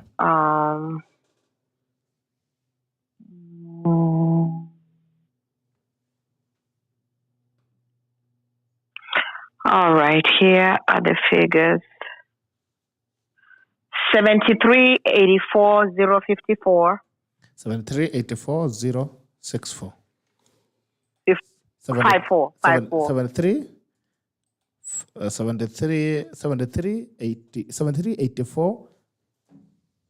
73,84,54. That's okay, correct. 7,384,054. That is for Raila. At what percentage? That's for Baba. And for Deputy President Ruto. What percent? First for Baba, what percentage was that? 51%. 51%. 51. 5. Yeah. Okay. For 51.5. 51.5%. Okay. For Deputy President Ruto, it was 6,530,389. 130. 6,530,000. 389. 389. At what percentage? Yeah, so those are the figures. At what percentage? At least, 48? yeah. Yes, 48%. Okay. Sorry, I've closed the document. 48 point something. Okay. But what I'm trying to say here is. Doro. Yes, and that's from the tally. So from your tally, what was the total number of votes that were casted according to your tally? Oh. You can do basic mathematics there. At least since you have the document, I want you to help us because you can read it out. Okay, actually, I have an Excel document that is cut. I don't have the other numbers to the other side. It was just I was just sent the columns that I needed to see. Yeah. Okay, you can send me now so that I can. So you can do basic mathematics there. Yeah. Okay. You can help me with the thing is, Okay, Yeah. proceed. So what I'm trying to say is today, Monday, whatever date it is it the 22nd or the 21st? 22nd, yes. What date is it? It's Monday, 22nd of yes. August is a day that if you're a true Kenyan, that you care for your country, this is not the day to start pointing fingers, throwing, because you don't know. Nobody knows. All we know is IEBC fucked up with our brains. All of them. They messed up with the Kenyans, not just Kenya Kwanza, not Azimio. They messed up with their brains because they didn't get their act together. So that definitely, and I'm congratulating my country that itself ingetuweka in a very bad state if we were a weak country. Tungekuwa tushauana saizi just because in the interest of fairness, Doro, mambo ya IBC. In the interest of fairness, since you've made that statement on IBC, I think in the interest of fairness, it would be good for you to state the ways IBC, as you're saying, the F word on us and almost caused a bad state in the country. Okay. I'm so sorry. Paul, where we live, those words, they don't mean exactly how you take them, and I'm sorry. I'm very, very sorry. We use those words in a very light manner. And I apologize for anybody who's listening. But the thing is, IEBC basically they messed up with our minds, all of. Okay. Can I ask you a question? How am I Toroka? Ako. She's there. Toro. Ilituharibu akili. Okay. I want just to ask you a question. Who is supporting asking? Baba. CALYSTUS. Just listen. I was supporting Who is Baba. asking? I need to know who's asking. CALYSTUS. Oh, okay. Sasa wewe unasema mimi nimefanya aja. We are not campaigning. We ended campaign period. Now I observed election. During election I was very keen. I was following everything. In fact, the figures that we have given, those are the figures that Royal Media were published the last minute when they ended in Darling. That is not a question, but my question is, do you want me to reject result because I'm supporting Baba? Or do you want me to look at niangalie hizo matokeo vile niliona na nione kama haki ilifanyika na I have my reservation also? Because you can't tell me that nilikuwa na support ya Simio. I'll answer you. I'm not a plat member of ODM. I'm a UTP member. And the fact that my party supported Raila Odinga, that is how I ended up supporting him. And therefore I cannot support a malicious process or support someone to reject the results and blame the IEBC because I believed in him. This election we are supposed to win fairly. And we didn't, because based on the figures that we are talking about, hizo ni figures tuliona Royal Media wakiweka. Na zilikuwa all over on the media. You need to tell us if you did Azimio had a tallying center, because me, I'm a member of Azimio, but I don't know one.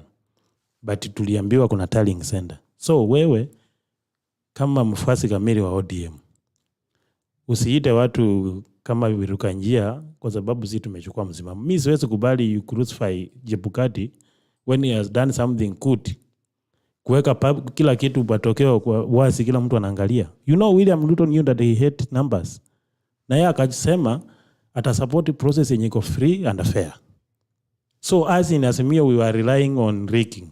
That's why we are crying like babies. Let us stop this. But me, I have moved on. I'm no longer supporting a petition. Sante CALYSTUS. Doro, please jibu haraka so that we give these other guys an opportunity. I'm seeing on Tiri is waiting online. Doro, very quickly. Okay. My point where I said, kukikuwa na vita kwa nyumba yako, bibi akupige kofi kama mwanaume. utaenda huko nje uanze kabla hata kesi ijakuwa solved ama kabla hawajapata huyu bibi ndiye alikuwa na makosa. Utaenda huko nje wewe kama mwanaume uanike nyumba yako useme huyu bibi ndiye alinipiga. Utanyamaza ungoje, there's a process to be followed. That's all I was asking you. It is very very it's sad. Okay, I don't have a problem with you having a stand. But when you have a stand, right now there's a process where Azimio is going to go through. Your words there can definitely cause this how will I put discourse in the party. It is not fair for you to just come and talk against your party. And now ujaona watu wa UDA wakikuja wakiongea against party yao ama nini. Kuna vitu mingi zimesemwa juu ya UDA.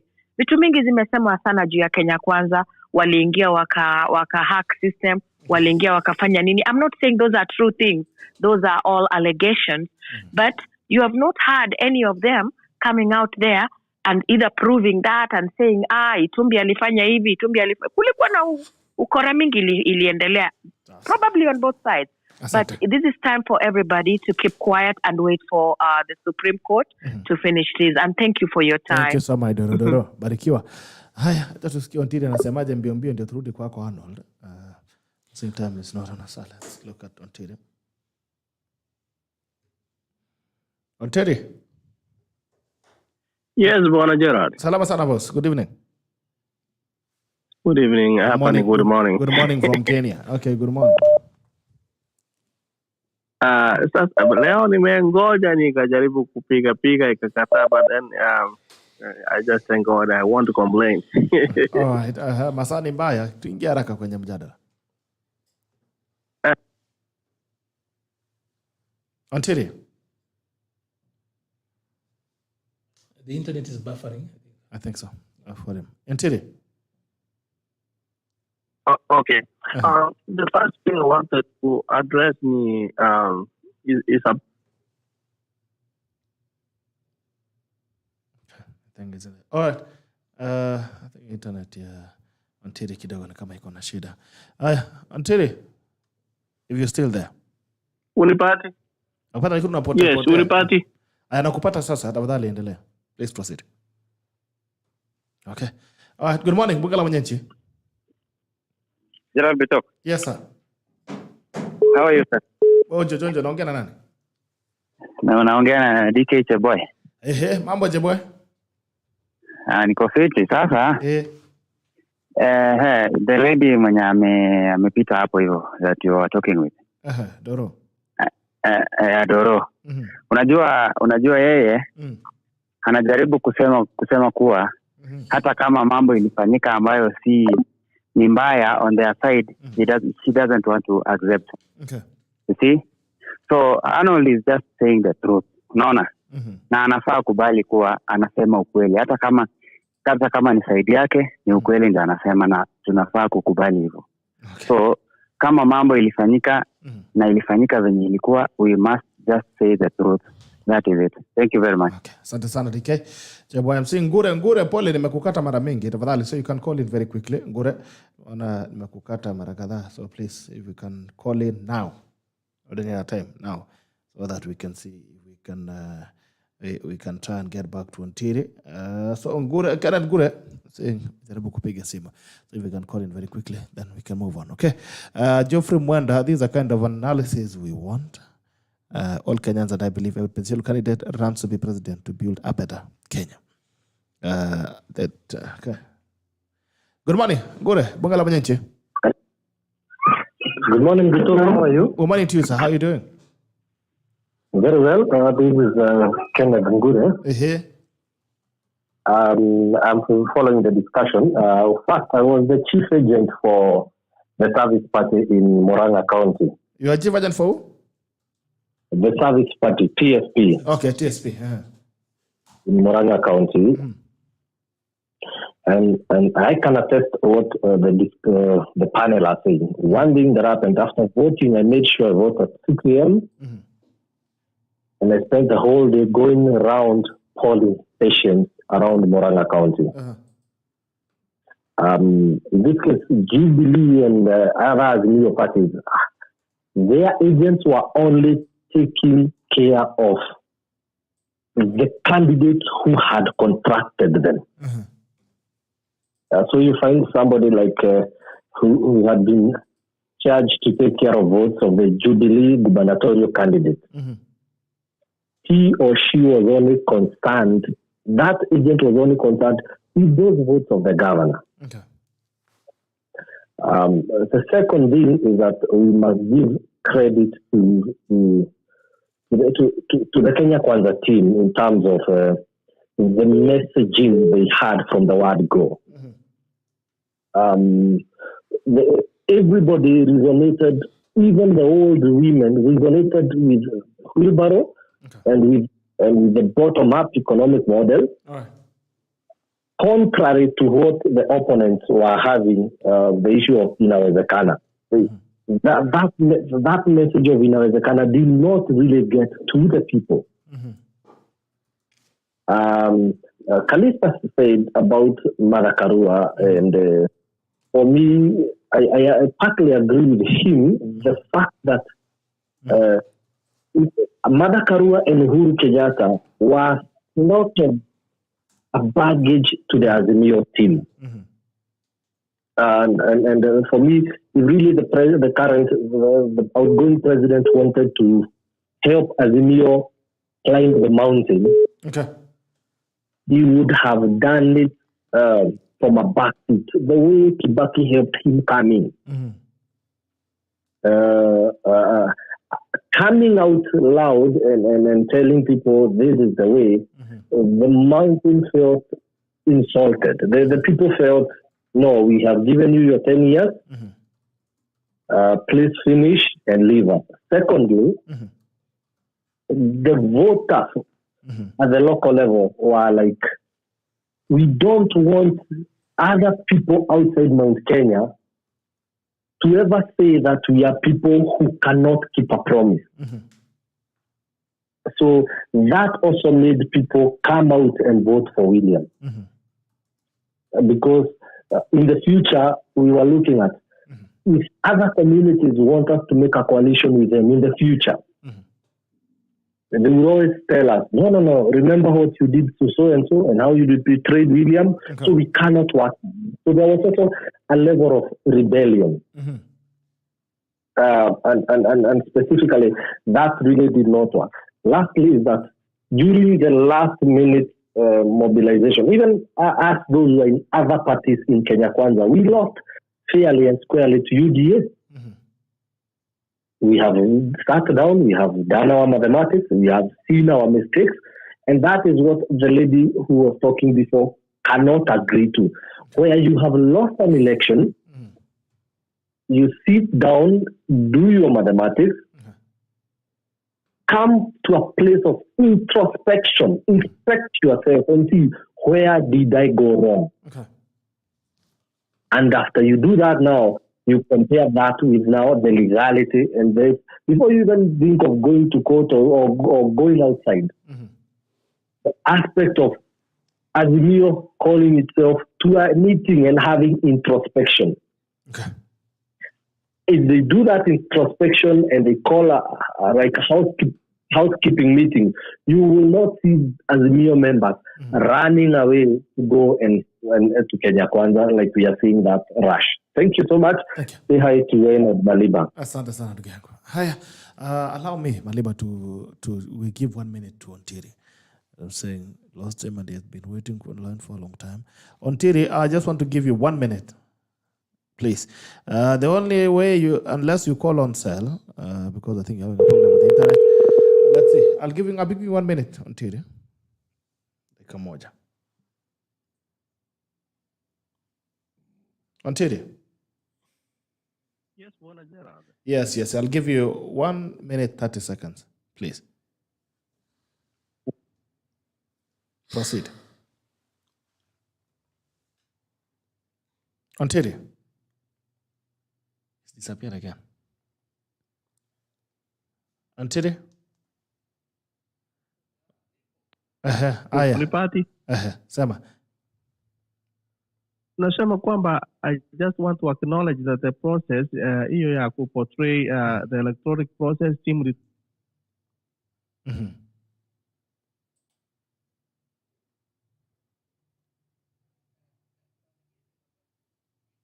you are a class monitor, you are even report on the class. But that is you are responsible wewe mwenyewe. But the problem is the challenge seemed to have a disconnect in between. Now, mimi kama Mkenya ambaye aegemea upande wowote, ningependa to preempt the process. So kuja kuambia Wakenya kwamba upande mmoja umepoteza, upande mwingine ukubali, I think we are raising more wounds than helping the nation to heal. As a peace-loving Kenyan, I wish to wait for the court processes because that's why tuliziweka kule. And if the outcome itasema mmoja alishinda mwingine alishindwa, then from there we can pray for peace. We all know that the voting imekuwa peaceful all through. Kitu ina shida is after court processes ndio sasa tunaangalia kama kutakuwa na peace, and that's what we are praying for, tukuwe na peace. So hii style mtu anakuja anaambia watu fulani alishindwa atoke kabisa na sisi tumeshinda. I think that is creating more wounds. And finally, ningependa in as much as we want to give our views, we have to respect watu ambao wameuliza who fight for the presidency or other seats. We have to waheshimu sana and without even preempting what's going to happen to the court. Sisi tunaambiwa kwamba Marijani alisema kwamba on Friday there were more than 200 to the portal. So mimi kama Mkenya wenzangu wanaongea vizuri. They were watching on the screens as I was watching on the screen. Lakini sioni ubaya wowote if we go to court tuambiwe kweli. Are these the forms ziliwekwa kwa portal? Vile tunaambiwa they are different than the 34A zile original. So we could wish that the place good is okay. Yule ambaye ameshinda apewe mkono. So yangu ni kuombea kwamba even as we discuss tusisambatishe Wakenya, tuongee vizuri, wala tujali wala ambao wamepoteza, tusiwaambie mmepoteza. We wait until that process ishe. One more thing is tafadhali. I a few seconds. So when we are telling the president kwamba hajatoka aseme apongeze president elect, and we know there is a court process. Unajua hata mpongeza, we know how the procedure is and we know what will happen. Sasa hata kuja if there is no petition imewekwa, atangoja kama Monday afternoon hakuna petition. He has to know otherwise. He has to come out and congratulate and move on and overpower. But hawezi kuja sasa congratulate you and then something happens to Supreme Court and then turudi or something happens. I think we are procrastinating, not procrastinating. Lakini wacha niseme kwamba we are just tunataka kumpitishia his verdict yeye mwenyewe, tumpatie time so that we can live peacefully na Wakenya wote tunaombea amani. Asante ndugu yangu. Thank you so much Ontiri. Arnold. I first of all just want to respond to Dora. Doro, it's actually I'm so happy that she actually found time to call in and quite spoke up. It's important for us to actually just look at it at that end. So to just put this thing in context, probably, allow me to say this. I am a victim of post-election violence in the 2007. On my back here, the only biggest scar I have hii ni panga iko hapa kwa mgongo hapa hivi. Mimi nimekatwa, ninajua uchungu ya post-election violence. I'll tell you, it was on 30th December in 2007. I used to live in Huruma. That's where I grew up. I was born in Mathare, grew up in Huruma. I had gone to a church at Stima Members Club. That is Parklands. Not Parklands. In Ruaraka, just next to KCA. We had a church in Utalii Club, and then we will actually switch between Utalii Club and Stima Club. They are together. So on 30th, tukitoka church kuliwaka moto. So tukarudi Thika Road kwa barabara main, because ordinarily ungepitia Mathare 4A, go back and then uingie uvuke kwa bridge urudi Huruma. So I tried to go back to Thika Road, then came back through Kenya Institute of School of Monetary Studies, KSMS. Down there, nikafika Mathare North, area 2930. Nikifika hapo 2930 ndio nikapata vijana hapo wakanikata hapa hivi because I was dark. And they asked me, war had actually been raging on 30th during the day. Mathare had actually gone up in nerves. I slept in kutoka Mathare North mpaka Huruma is less than a kilometer. But it was difficult. Tulizunguka area 1, area 2, area 3. Nililala Mathare North area 2. Na kwangu ilikuwa Huruma, singeweza kucross. Just as a post-teenage then. So why have I gone back there? Because since then, even when I worked as a journalist and then now working for international agencies, having worked in different spaces, and even as a practicing politician, I am, as a person, I believe in just two things, social justice and national transformation. You know, the reason why I've actually spoken out, and by the way, this is not the first time. In 2017, I ran on an ODM ticket. I raised issues to do with agents again, even as we were going to court. We lied about having had a server in the clouds, a backup in the clouds and everything else. There was nothing. We had something we had put up on Telegram. It collapsed at 7:30 in 2017. I raised these issues, wrote a long article then. I was told because in-house you don't need to make it go out. We have repeated the same mistakes. You see, it's only a madman who does the same thing and expects different results. We have not learned the lessons in 2017. We didn't learn the lessons in 2013. And some other people out of passion want to tell us that we shouldn't speak out. You know, in 2007 I voted for Raila. In 2013 I voted for Raila. In 2017 I voted for Raila. I don't know how many times Doro has voted for Raila. So hii ni kura yangu natetea. And I also just want to remind her that Article 33 of our Constitution actually gives us the freedom of expression. That freedom of expression has got limitations to only places where if it's propaganda that leads to war or incitement that leads to violence. So I am within my constitutional rights to speak what I have said, because not just because I'm actually a post-election violence, niko na scar hapa hivi kwa hii mgongo yangu ya panga yenye ilikuwa inakata shingo hapa hivi kwingine. Nikaanguka chini. I was saved by a woman who fell on me. And told those boys, musikate huyo kijana. I had come from church on a Sunday, 30th of December. So it is raw to me. It is real. And you know why? When we go back, we realize that it was the communication, the public communication from political actors that kept on spurring the emotions. So when we have to live with the lies, and this now brings me to the core of issues, we didn't have agents in all polling centers. An issue that was up in 2013 and in 2017 in court, that we should not say that because we are members of Azmio. We did not have a tallying center. He's talking about the only tallying center that Azmio had. Fact of the matter is, and I am actually in Kenya, actually properly networked probably more than Doro is. I know for a fact that we tried to put up a tallying center on the election day. It collapsed, it wasn't put up and it didn't work well. CALYSTUS here was trying to actually be very magnanimous and he spoke about the one at RMS by Citizen. Citizen was doing its own like a media house, right? So we didn't have that. Those are basics we are asking. Then the biggest question that we need to ask, how did we find ourselves in this? From a tactical position, this is already a surrender. If you're thinking about going to court, it's already a surrender. How did we find ourselves in this? And people don't want us to raise these issues because a few people mismanaged procurement. A few people have kept on mismanaging Raila's bid.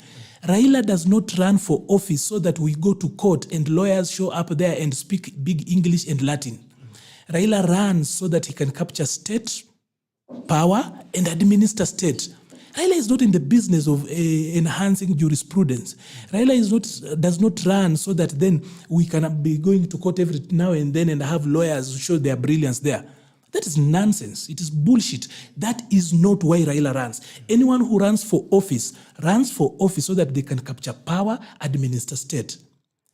I am a true Baba supporter. The things I've done for Baba, if I were to speak on this particular platform, some people will shut up. I'm not just a person who has supported Baba kwa mdomo huko kwingine. I have been a soldier in the army, marching and doing the shooting. So I speak as a person, and because I'm entitled to my rights, not just Article 33, I'm also entitled to my Article 38 rights to associate politically with whoever I want. And for the time being, I have associated with the politics of Baba. And we must tell our people the truth, that Raila doesn't run so that lawyers go to court. Raila doesn't run so that we end up in the Supreme Court. We cannot turn Baba into a lamenter. As in, if you look at Raila's presidential run over the years, it has been the story of lamentations. And every time, we, the believers in the Baba victory and candidature, have actually been the people who suffer. So in between, I'm being told that this is the wrong time and everything. What is the right time? We cover up these things, then we end up with a rerun, and we screw up the way we've been screwing up continuously. We cannot keep on doing that. It's time we spoke up. And by the way, I have spoken to people inside. I raised these issues with the people inside, and they accept. I am speaking for millions of people. They are there. They probably don't just have a platform like this. People have been raising these issues continuously and saying that things are being run the wrong way. How do we find ourselves in a place like this? Let me say this. We had support of a sitting president. This time round, we did not have trouble with the resources. We had the goodwill, and then we had the best talent in the field. That was Raila Amolo Odinga, right? How do we find in a place where we have actually done what? We've lost, and then now we are going to court. Now, quickly to the numbers she shared. Doro does not even have the right numbers. I actually have looked at the petition that IBC is taking, that Azimio is taking to court. And these are the numbers. That Raila got 6,942,930. That is an Azimio document. Leave alone the Majitu story Doro is telling us here. That is witchcraft, just coming up with her own numbers. And then she reads here, on air you are giving her a platform just to lie to people. These are the lies that some of us don't want to carry anymore. As in, I am now an old person. We cannot keep on playing these games in the name of loyalty. Loyalty unto defeat is not loyalty. That is games, playing games. And in ODM's, in Azimio's own document, they say, that is what they're taking to court. They say, Ruto got 7,176,141. So Raila's numbers, they actually say he got 48%. She was talking about 52. Iyo ametoa wapi? This kind of witchcraft that we keep on, these are the lies that I'm actually calling out. And then they say that Ruto's numbers are 49%. So they are playing on the rerun, the 50 plus 1 issue. Threshold. That's what they're talking about. I can read you some of the prayers that they're actually asking. So their contention is about 140,138, which they equate to 0.97. They call it untallied votes. This is an issue that was addressed in the court, in the Supreme Court in 2013, between Moses Kuria, Florence Jematia, and Dennis Itumbi, on what votes are valid. And the Supreme Court in 2013 ruled that only valid votes, we will not, you do not, when you are computing the winner and the loser, you do not include spoil votes. Because, or rejected ballots, because they do not belong to anyone, they therefore cannot be deemed as valid. And therefore, that's why we talk about not just cast votes. There's a difference between votes cast and then valid votes. We remove all the votes that are rejected, stray ballots. You know, the rejected ballots, both spoiled and the stray ballots. So here, even in Azimio's document, it doesn't look like what she's reading there. So hizo zake naye ametoa wapi? She's talking about an Excel sheet. So hizo ametoa kwingine. This is the misinformation that we are actually calling out. Because there are people seated out in the village like my mother, other people who do not believe, as in, they listen to these things and they get hurt. Tunataka tuwe wazazi wetu wote huko nyumbani kwa sababu ya kuwapatia hizo hopes za uongo. So, Azimio is asking, is actually playing on spoil votes, the issue around the spoil votes, that was settled in 2013. Actually, now we have got the case and we've got the document. So, I can read you some of the prayers they are making. Prayer number 1, they are asking that a declaration that the results announced by Chebukati, according to their own mathematics there, divide from 34C into whatever the date and everything else, is that that it be declared null and void. B, they're asking that the 140,000 votes that they refer to as untallied votes were not included, and that the declaration of one number of those votes substantively extent to which as in that if you include that, the 140,000 votes they are talking about, that then it will actually then speak to the 50% plus 1. Talking about the order, quashing everything else. I've looked at all the petition and how it looks like. So number 1, the issue about Raila having gotten 7 million is put to bed by Azimio's own document that is now headed to court. Okay. And that they're talking about there was no one who got 50% plus one. And that the issues that we raise here, and it is so sad that Doro, she sounded like a woman, is actually glorifying domestic violence. That ukichapwa nyumbani kama mwanaume, you don't need to go out there. I don't know wherever she is. She sounds like she's in the land of the brave and home, land of the free and home of the brave. I lived in New Jersey for some time. And I'll tell you this, that no one will stomach such like this. Of course, today, she will say that we are cancelling her out. We are not cancelling her out. You cannot just glorify domestic violence, whether it is to a man or a woman. And one of the reasons we have lied to our men that lazima ukufe kama mwanaume. You don't say these things. That is why 67% of the people in our morgues are men. And that women are 3 times more likely to outlive their husbands in this country. Because wanaume wanakufa kama wanaume, unapigwa kwa nyumba na usemi. So to that extent, I think that was an insensitive statement talking about mwanaume kupigwa na hizo zingine. That is glorifying domestic violence. We cannot even stomach that. We are trying to move. Then she moved on and cast aspersions. She spoke about so many things happened to UDA. She spoke about people getting into the system. She even mentioned names like Itumbi and the others. That is casting aspersions, right? And have people on the other side not spoken? They have spoken. What I am actually not going to keep quiet on is a people mismanaging Raila's presidency, and we come here and we blame everybody except our own house. It cannot be true that Raila running together with Ruto waliibiwa kura 207.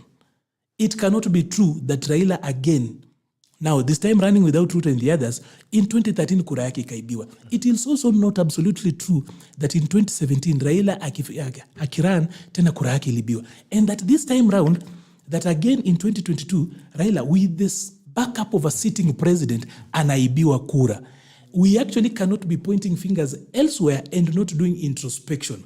We must get to a point where we say that we have seen our enemy and he is us. But this particular issue has nothing to do with Raila the person. A lot of Kenyans, by the way, including those who vote for Uhuru Kenyatta, will tell you that Raila is a statesman. That you can't deny him. What Raila has done for this country, as in some of us might not even achieve that even if we had 2 lives. So we are not talking about the candidature of Raila Odinga. What we are talking about are the people who have been mismanaging. And by the way, let's just say the truth. Watu wanakaa karibu na baba, wanakaa karibu na saizi wamepata viti zao wamenyamaza. They've coiled their tails, they are not saying anything. Very silent. They use baba hanging on his coat, win their own seats, and then they want to go and shine in court so that the world sees them as good lawyers, and then they will get business, and then baba will be home, and then they will want to recycle him. A lot of people around baba do not really help his cause. And when we ask basic questions, like if you see this one, it has moved away. There is no mention of Form 34A. They've moved, they steered away from that. What they are now talking about now, we are going to court back on an issue that was settled in 2013 around what is actually referred to as rejected votes.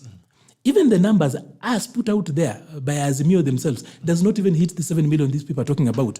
So can we get to a place where we actually have to speak the truth? The truth shall set us free. Because do you know how many people ndani ya roho yao wanaumia kwa sababu ya baba, like the rest of us? So many people. But then we go vote for this man and some people just don't do their work. And those are the people who want to shut us down. We should not speak. Even as we go to court, I will insist, heads must roll at Azimio House. Heads must roll in ODM. Heads must roll in Wiper. Anyone that was part and parcel of this process, especially on the Azimio side, why did we lose? Why are we here? People want to actually speak about actually covering our ass. We cannot cover our ass if it's full of shit. We can't do that because harufu iko huko nje. Hata ukivaa smart, you are covering your ass na uko na harufu mbaya. Hii harufu ndio tunasema we are calling out hii harufu mbaya. People must actually stand up. What did they do with the money they were given? What did they do with the resources they got? What did they do with the responsibility we gave them? If they cannot just get Baba to the presidency, they should just get off. And she spoke about Uhuru Kenyatta having to know something, and that's why he said we go to the Supreme Court. Uhuru Kenyatta has got the worst record when it comes to courts. He has lost in courts. The latest one was actually BBI. A lot of times the president has assented to laws. He has done appointments. He's done so many things. and the courts have actually nullified them. In fact, there was a time when we used to joke about Uhuru and Ruto. When you see the two, as in Uhuru and Raila, and we will say null and his brother void. Because Uhuru has lost so many times in court. That's why he keeps on complaining about the judiciary. So we should not conflate these issues. And we should not do projection. What I see her doing is projection, calling you names. She is bitter, of course, inside because we lost, just the same way. It is her way of coping. Probably that's how she's actually calling you that way. But the point is this, that what we are saying is the truth, and we are not going to cover up. I did that in 2017. I'm actually on record for having called out these things, did an elaborate report on this. I saw the weakness. Up to now, have we paid our agents? I don't know. As he speaks, it's a week since we did elections. Have we paid our agents? We've not paid our agents. So, and we are supposed to somehow say that because it is a home, we need to cover up the rot inside. That is why our girls turn up killed, because they were covering up in a marriage that was actually dysfunctional. That is why there are so many men out here committing suicide, because they are covering up. So the rest of us should commit suicide because of some few incompetent people in Raila's camp. No, we are calling out those people. I have said this before and I will repeat. However talented a player is, the manager is still as important. So Raila as a candidate is a talent that you cannot deny. But the people managing his staff, and they carry him along. Like, for example, they kept on carrying us along. Oh, everything is okay. Now, Saizi, it doesn't look like what they said. It's a very different thing. So they didn't win with 52%. Now they have got 48%. William has got 49.9%, and therefore no one got 50% plus one. Why do they keep on shifting goalposts? We cannot be shifting goalposts every single day on these matters, and we want to get around. And sisi kama mashabiki, tunyamaze tu. A time has come where we will say Baba is not always right. Because if he was right, we will have what? If he was always right, we will tungekuwa tushafanya mambo yake ya 10 terms ingekuwa zimeisha. 2007, 2013, 2014, as in 2013, 2017, and now 2022. We will not be going back to that. People are letting us down, and we will call them out. By the way, we have got our Article 38 rights. We have got the freedom of expression. And we've got our Article 38 and 33, as in 33 rights, freedom of expression, 38 political rights. Whatever we are doing here, it's well within my rights. People talk about kukuwa na msimamo. Msimamo ni kwa kitu ya maana. Sio uongo, sio propaganda, na sio kubeba watu malenge. Hizi zenye tunabeba malenge kila siku. Siwezi kuweka msimamo wangu kwa kubebwa kama malenge kila siku. We cannot be hurting every election year, and we are not supposed to talk out. Raila hawezi kuwa ameonewa to a level that anaibiwa, even when a sitting president is actually backing him. There is a problem, and that problem must be called out. We must speak. The next revolution must start from what we are saying.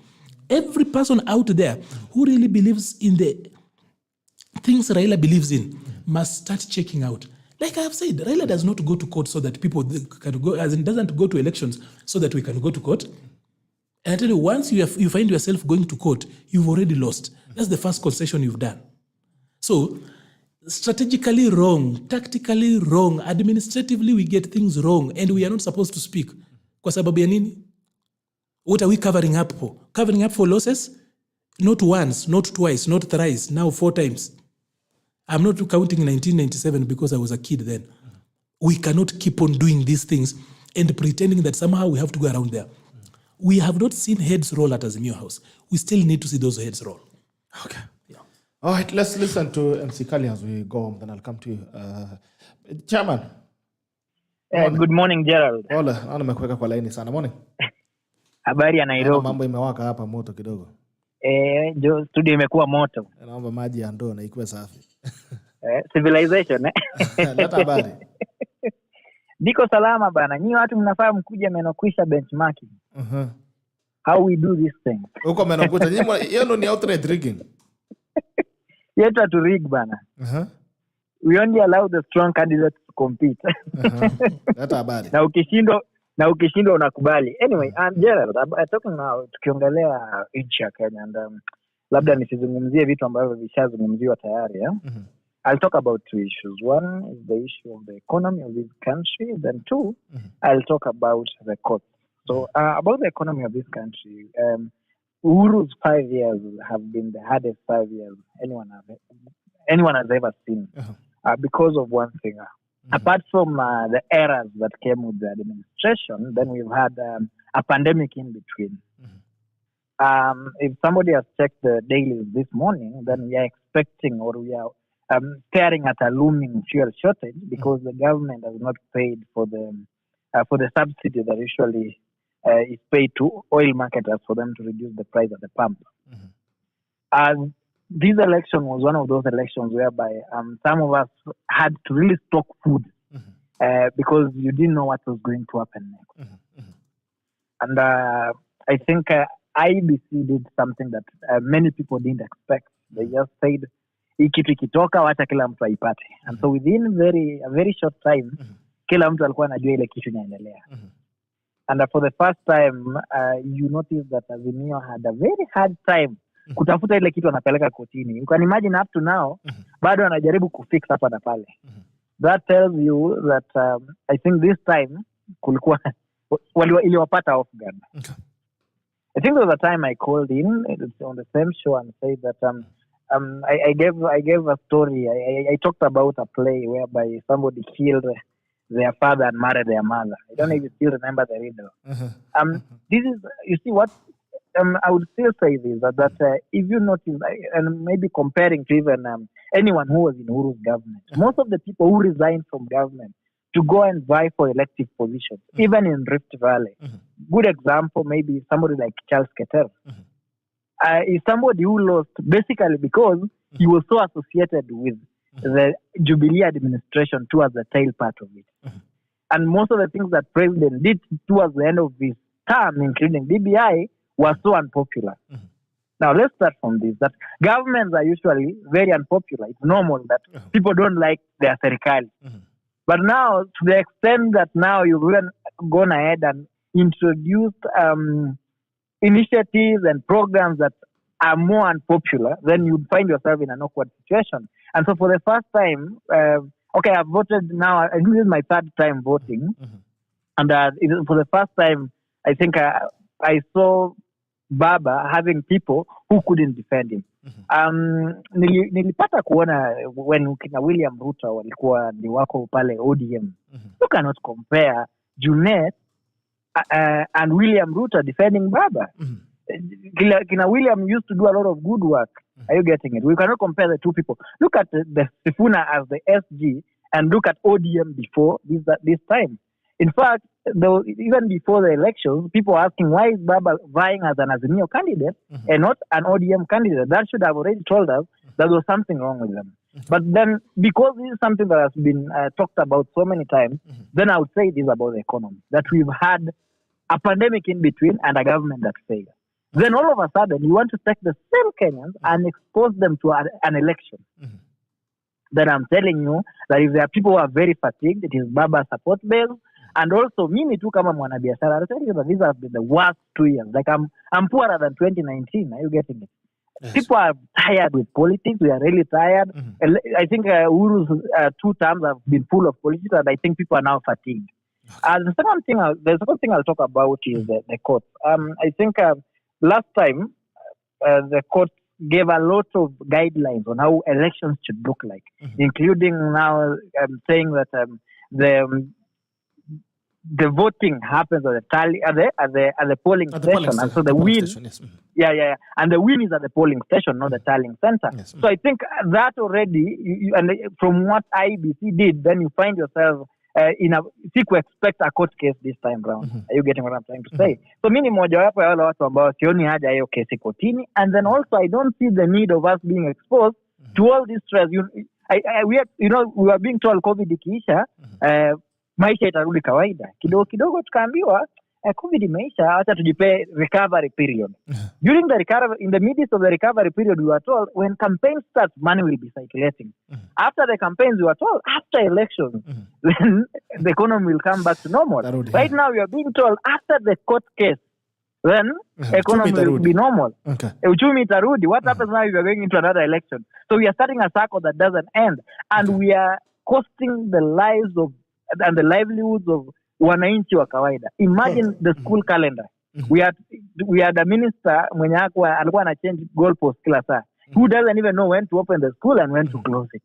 Now the children are in school and they are not sure if they'll be there mpaka wamalize the term, because already there is somebody who is thinking of their selfish interest at the cost of the lives of all these children.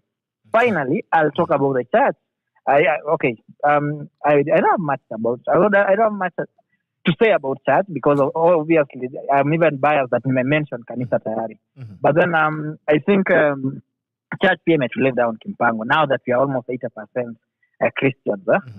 As the conduct of the church, nilitaraji, when you see yesterday one faction imeenda mahali wakiongea wanapigiwa makofi na kusema amen. When you go to every collision inaenda kwa ile kanisa, bishop anakuanga amewapenda. Are you getting what I'm trying to say? But I'll ask a good question. What happened to the IBC official who was killed? Has anyone reached out to them? Has the church gone to visit them? Ama wamekosa, hawajapata fare ya kwenda kuwaombea? What happened to somebody who was shot at work? Kuna ule jamaa alipigwa risasi akamputetiwa mguu. Has the church gone there? Or even, has anyone from the religious fraternity, has anyone gone there to say pole kukule? Or we are only focusing on these two big people? I've not seen anyone go to pray with Mwaure. I've not seen anyone approach Ojakoya na kumwombea na kumwambia pole. Yeye mwenyewe tu ndiye aliamua akajinunulia gari ya kujicongratulate kwa number 3. And so we live in a country where vitu mingi zinaenda wrong. Anyway, as a matter of conclusion, I invite all of you to Menokwisha, mkuja mudebrief, huku tuko na wasafi. Tuchinje mbuzi. Mbuzi itachinjwa. Mkisema mapema mnasema tu kama wiki kabla ndio tuanze kupanga ile mbuzi tunachinja. Naleta hapa Arnold tukuje tupanguze machozi. Sasa Arnold wakati mwema. Thank you. Asante. Na yule mgeni mwingine pia msalama. CALYSTUS. Asante. Guys, let's take our last remarks. Danza na CALYSTUS very quickly. Okay. The last remarks. Kwanza let me thank my friend Arnold. We have really tried to tell off that lady who wanted to smear us with the false allegation. I think we are past that already. But sasa, mimi nataka kusema hivi, I want to congratulate the president-elect.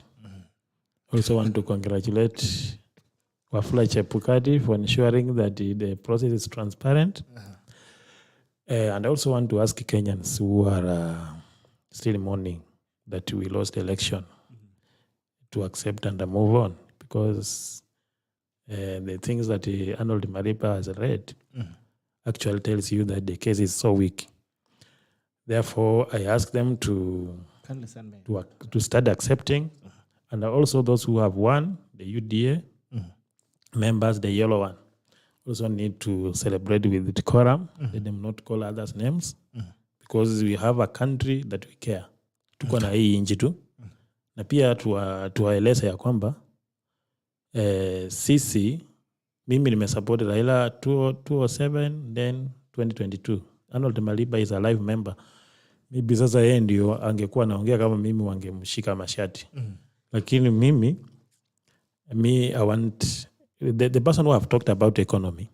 The president elect has akona kitu ya kufanya. Because when you look at our country, majority of our youth are jobless. And when you look at what we produce in Kenya, the president need to know, the incoming president need to know that he need to do something on agriculture. He need to protect our local industries, because that is where we can create employment. We are here in Kenya and we are creating employment for the people in China, India, because of importing things that we are supposed to manufacture from our country. So manufacturing sector, the president-elect must put enough resources to reput our industries so that we are able to create employment. Tuangalie pia issues of tuseme yani we are, for instance, we are producing sugar. Then we have allowed people to import cheap sugar from China or India. Are we are giving our own industries that we are supposed to rely on unfair competition. In China, when you go to China, It is not easy for you to be given a license to say to start onboarding items from Kenya ukipeleka huko. Kienda huko ukitaka kufanya kitu maybe uandike huko kama kazi, lakini kusema tunataka kuimport items from other country, especially from your own country, inakuwa shida. So here in Kenya we also need a president who is tough. Angalia, revoke all these licenses of these people who are importing cheap items from China and India, because we need to handle this serious problem of unemployment. Mambo ya election, when I say I've taken a stand, nikaangalia, nikaona vile campaign, vile tumeshinda, wenyewe wana confirm ya kwamba William Ruto is ahead. So meaning hata tukirudi ataongeza. So why should we take people in circles? Tuambie watu kuna hope vile Maliba anasema when we know there is nothing. So wafuasi wa baba, I'm very sorry because sikuwa nataka kuongelea hii maneno, but nimeona ile propaganda inaendeleza. Na wale walikula pesa ya agents wakiongozwa na Junet Mohamed, wanastahili washikwe. Kwa sababu hawa ndio wamefanya baba anapata matokeo yenye hajui inatokea wapi. Sasa hii ana rely kwa vitu yenye anaambiwa. If they could have had agents in all polling stations, wangekuwa wako na true pictures na maybe baba angeenda kotini. So the people who are misleading in this msee, wanataka aende nyumbani kama amekuwa defeated. Kwa sababu tukirudi kwa election na washinde huyu mzee vibaya, itakuwa shida sana tena. Akienda nyumbani itaonekana ni kama jina yake tumeikosea heshima. So let them allow Raila Odinga, if he will be still around, akitaka kusimama tena baada ya 5 years, kuna watu watamsaidia. Lakini me have accepted that we must move on as a country, and una realize ya kwamba campaign ya baba stronghold yake ilikuwa ni Western region.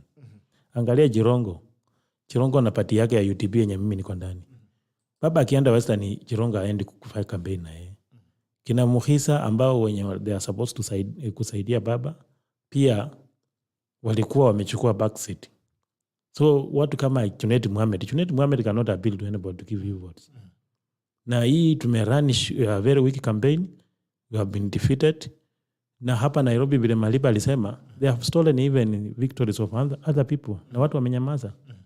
In Embakasi we were told not to complain because baba is winning. Kufika siku ya kutangaza nikaona watu wanapigana mangumi huko. So hatutaki tusungushe wananchi kwa vitu yenye haiwezi saidia mtu yoyote. Tukubali matokeo na koti ikinalify hii election ijue ya kwamba imeanzisha another crisis. Na wanafaa wanalify kama wako na enough evidence. The standard should be so high so that we don't just choke around with the life of people. People need to work. Tunahitaji huyu president mwenye mlisema bottom up. So mimi nikiwa hapa nje nitakuwa naangalia kama Ruto afanye hiyo maneno, tunakuja hapa tunapiga kelele. That is our role now. Thank you very much. My brother Arnold. So as I was telling you, I need to do this is our final tackle, right? Yes. Okay, so I need to say this, that those of us who speak about these issues are speaking from a point of not just being involved, but also being hurt. Because we have been in this particular process for quite a while. We've worked this journey for decades. And even as we move on and do this work, we understand that at some point a nation must actually get to a point where it moves on. I'll give you an example. The children of Israel leaving Egypt and trying to go back to Canaan were around there's a mountain. What was the name of that mountain? They were around that mountain for so long. For 40 years, they actually, for a place of about 800 kilometers, walizunguka kwa mlima moja sana. And finally, they said, we have been around this mountain for so long. It's time to break camp and move on. I'm not just speaking up, and people will be so easy to say that there's no moving on without justice. Well, in 2013, we spoke about electoral justice. Yeah, we talk about democracy on trial. But I think this time democracy is really on trial when we see IBC commissioners taking sides with one team. when we see the state sabotaging an electoral process, this is a point where truly democracy is on trial. But how do I finish up? I just need to finish up by saying this. We do not yet know how this case will turn out. But there are a few things that we can tell immediately without necessarily waiting for the outcome. The first one is that if the court upholds this election, the Azimio side is unlikely to respect that. We say we respect the courts. We don't respect the court's outcome. We did that in 2013 tukaita koti bandia. In 2017 we proceeded, and even after the ruling, we put the nation on tenterhooks for a very long time. We ended up with a handshake out of that. So even going to court is just a process towards an end, that an extrajudicial end. So what happens in this particular case? If the election is upheld, we will still see a lot of political activity moving forward and putting the nation in a spin. If the court then nullifies this election, again, we will still see these two things. Number one, Azimio will insist that they cannot go to polls with the same commission. They will insist that they want Chebukati to go. They will put in demands that are not. And to come up with a commission, you need at least 90 days. Yet in law, in Article 140, upon ruling, IEBC should actually be able to conduct elections in at least 60 days. So it will be impossible to get rid of this commission and still do elections within that particular time frame. And even if by some sheer dint we forced the commissioners to all of them go home, like one of those things that is going to happen is that the four of them will actually then submit their resignation. The way the Connie Maina team did, the initial four ones that left, they'll put in their resignation so that then we are left with the three people, and you try to probably bully. They've already started talking about Gulie and Molu joining the others. So probably they're trying to have their designs around it so that then the commission is not constituted to conduct business and an election. And therefore, what do we end up with? We end up with a constitutional crisis. So if you can tell where the script is going, and hii ina itauma, wacha nikwambie ukweli. Hata tukienda re-election, tukienda rerun, I can tell you that if hii side ingine Kenya kwanza itatuchapa kama drum. Watatuchapa kama drum ya Corino ama ya ADC. They will beat us thoroughly, because if we do not want to hear and correct these things that we've done, if we go to a rerun, they will beat us. So in a rerun, by the way, I can't lie to you. I'll just cast my vote with the winning side. Drastic as that is, but I'll tell you that our people don't want to hear, they don't want to correct anything. We will end up with the same thing, so that the cycle continues and continues and continues. You know too well where we are headed with this. So it's time we spoke the truth, liberated ourselves, helped our people to heal down there and move on. But over and above, there's something that I need to say that is very sensitive. The people of Western and Nyanza need now to start preparing for a post-Raila dispensation. Raila has brought us this far. The people who've worked with him have let him down. We need, because every region is looking forward to this, and the Nyanza and Western Bloc need to raise up some new people who will actually then push this going forward. Because in Western, there is no hair. At least Wetangula and Mudavadi have tried to put up something. In Nyanza, if Raila left today, who stands up? There isn't anyone. And will he be able to run another election if, for example, he doesn't get the presidency now? It will be very difficult. So the people of Nyanza and Western, you hold a lot of resources, a lot of learned people, a lot of exposed people. Some of the brilliant minds come from that area. Some of the best people who think well come from that end.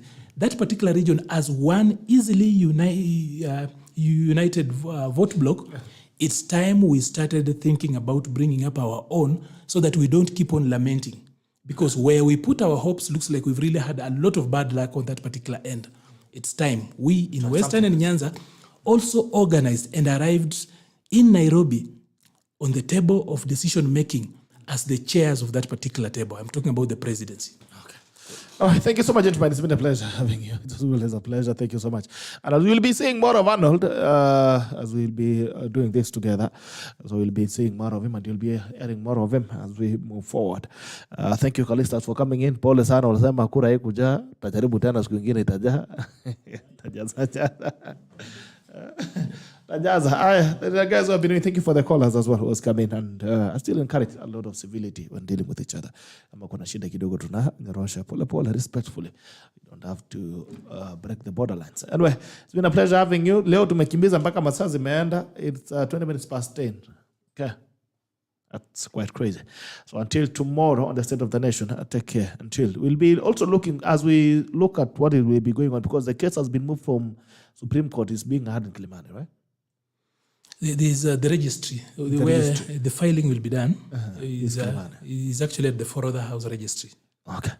All right, so let's keep monitoring to see what case they're putting up, and then we can still try and see if we can find some time to analyze later on, depending on how much is going to be done today. If not like much is done today, then tomorrow we pick it up again as we look at the merits and the demerits of the case. Until then, bye-bye and take care. This is a tackle, and it ends now.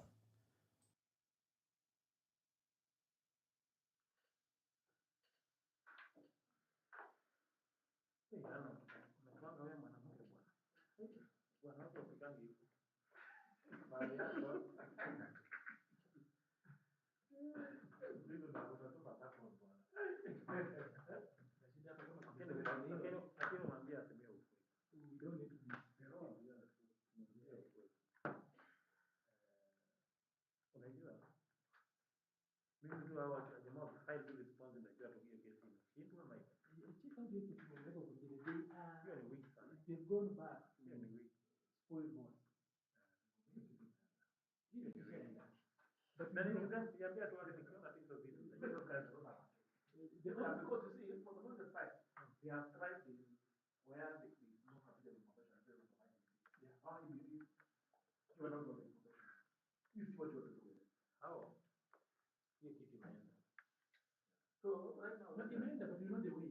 The only way is not to stop having problems. Raila president. Tafuta mdava. In fact, ukija unaongea hivyo Raila. Kusema Uganda replacement of Raila. Nataka record. Hakuna madhara yeye ndo no. Right? Raila mwenyewe amejua hivi. Ile kifua anapiga kwa umesikia kifua kifua. Siku ya kura niliona Raila akiwa kwa kanisa na sani kama ni mata talwani. Bagadi wale bracket full of hii man sitakuwa kesho.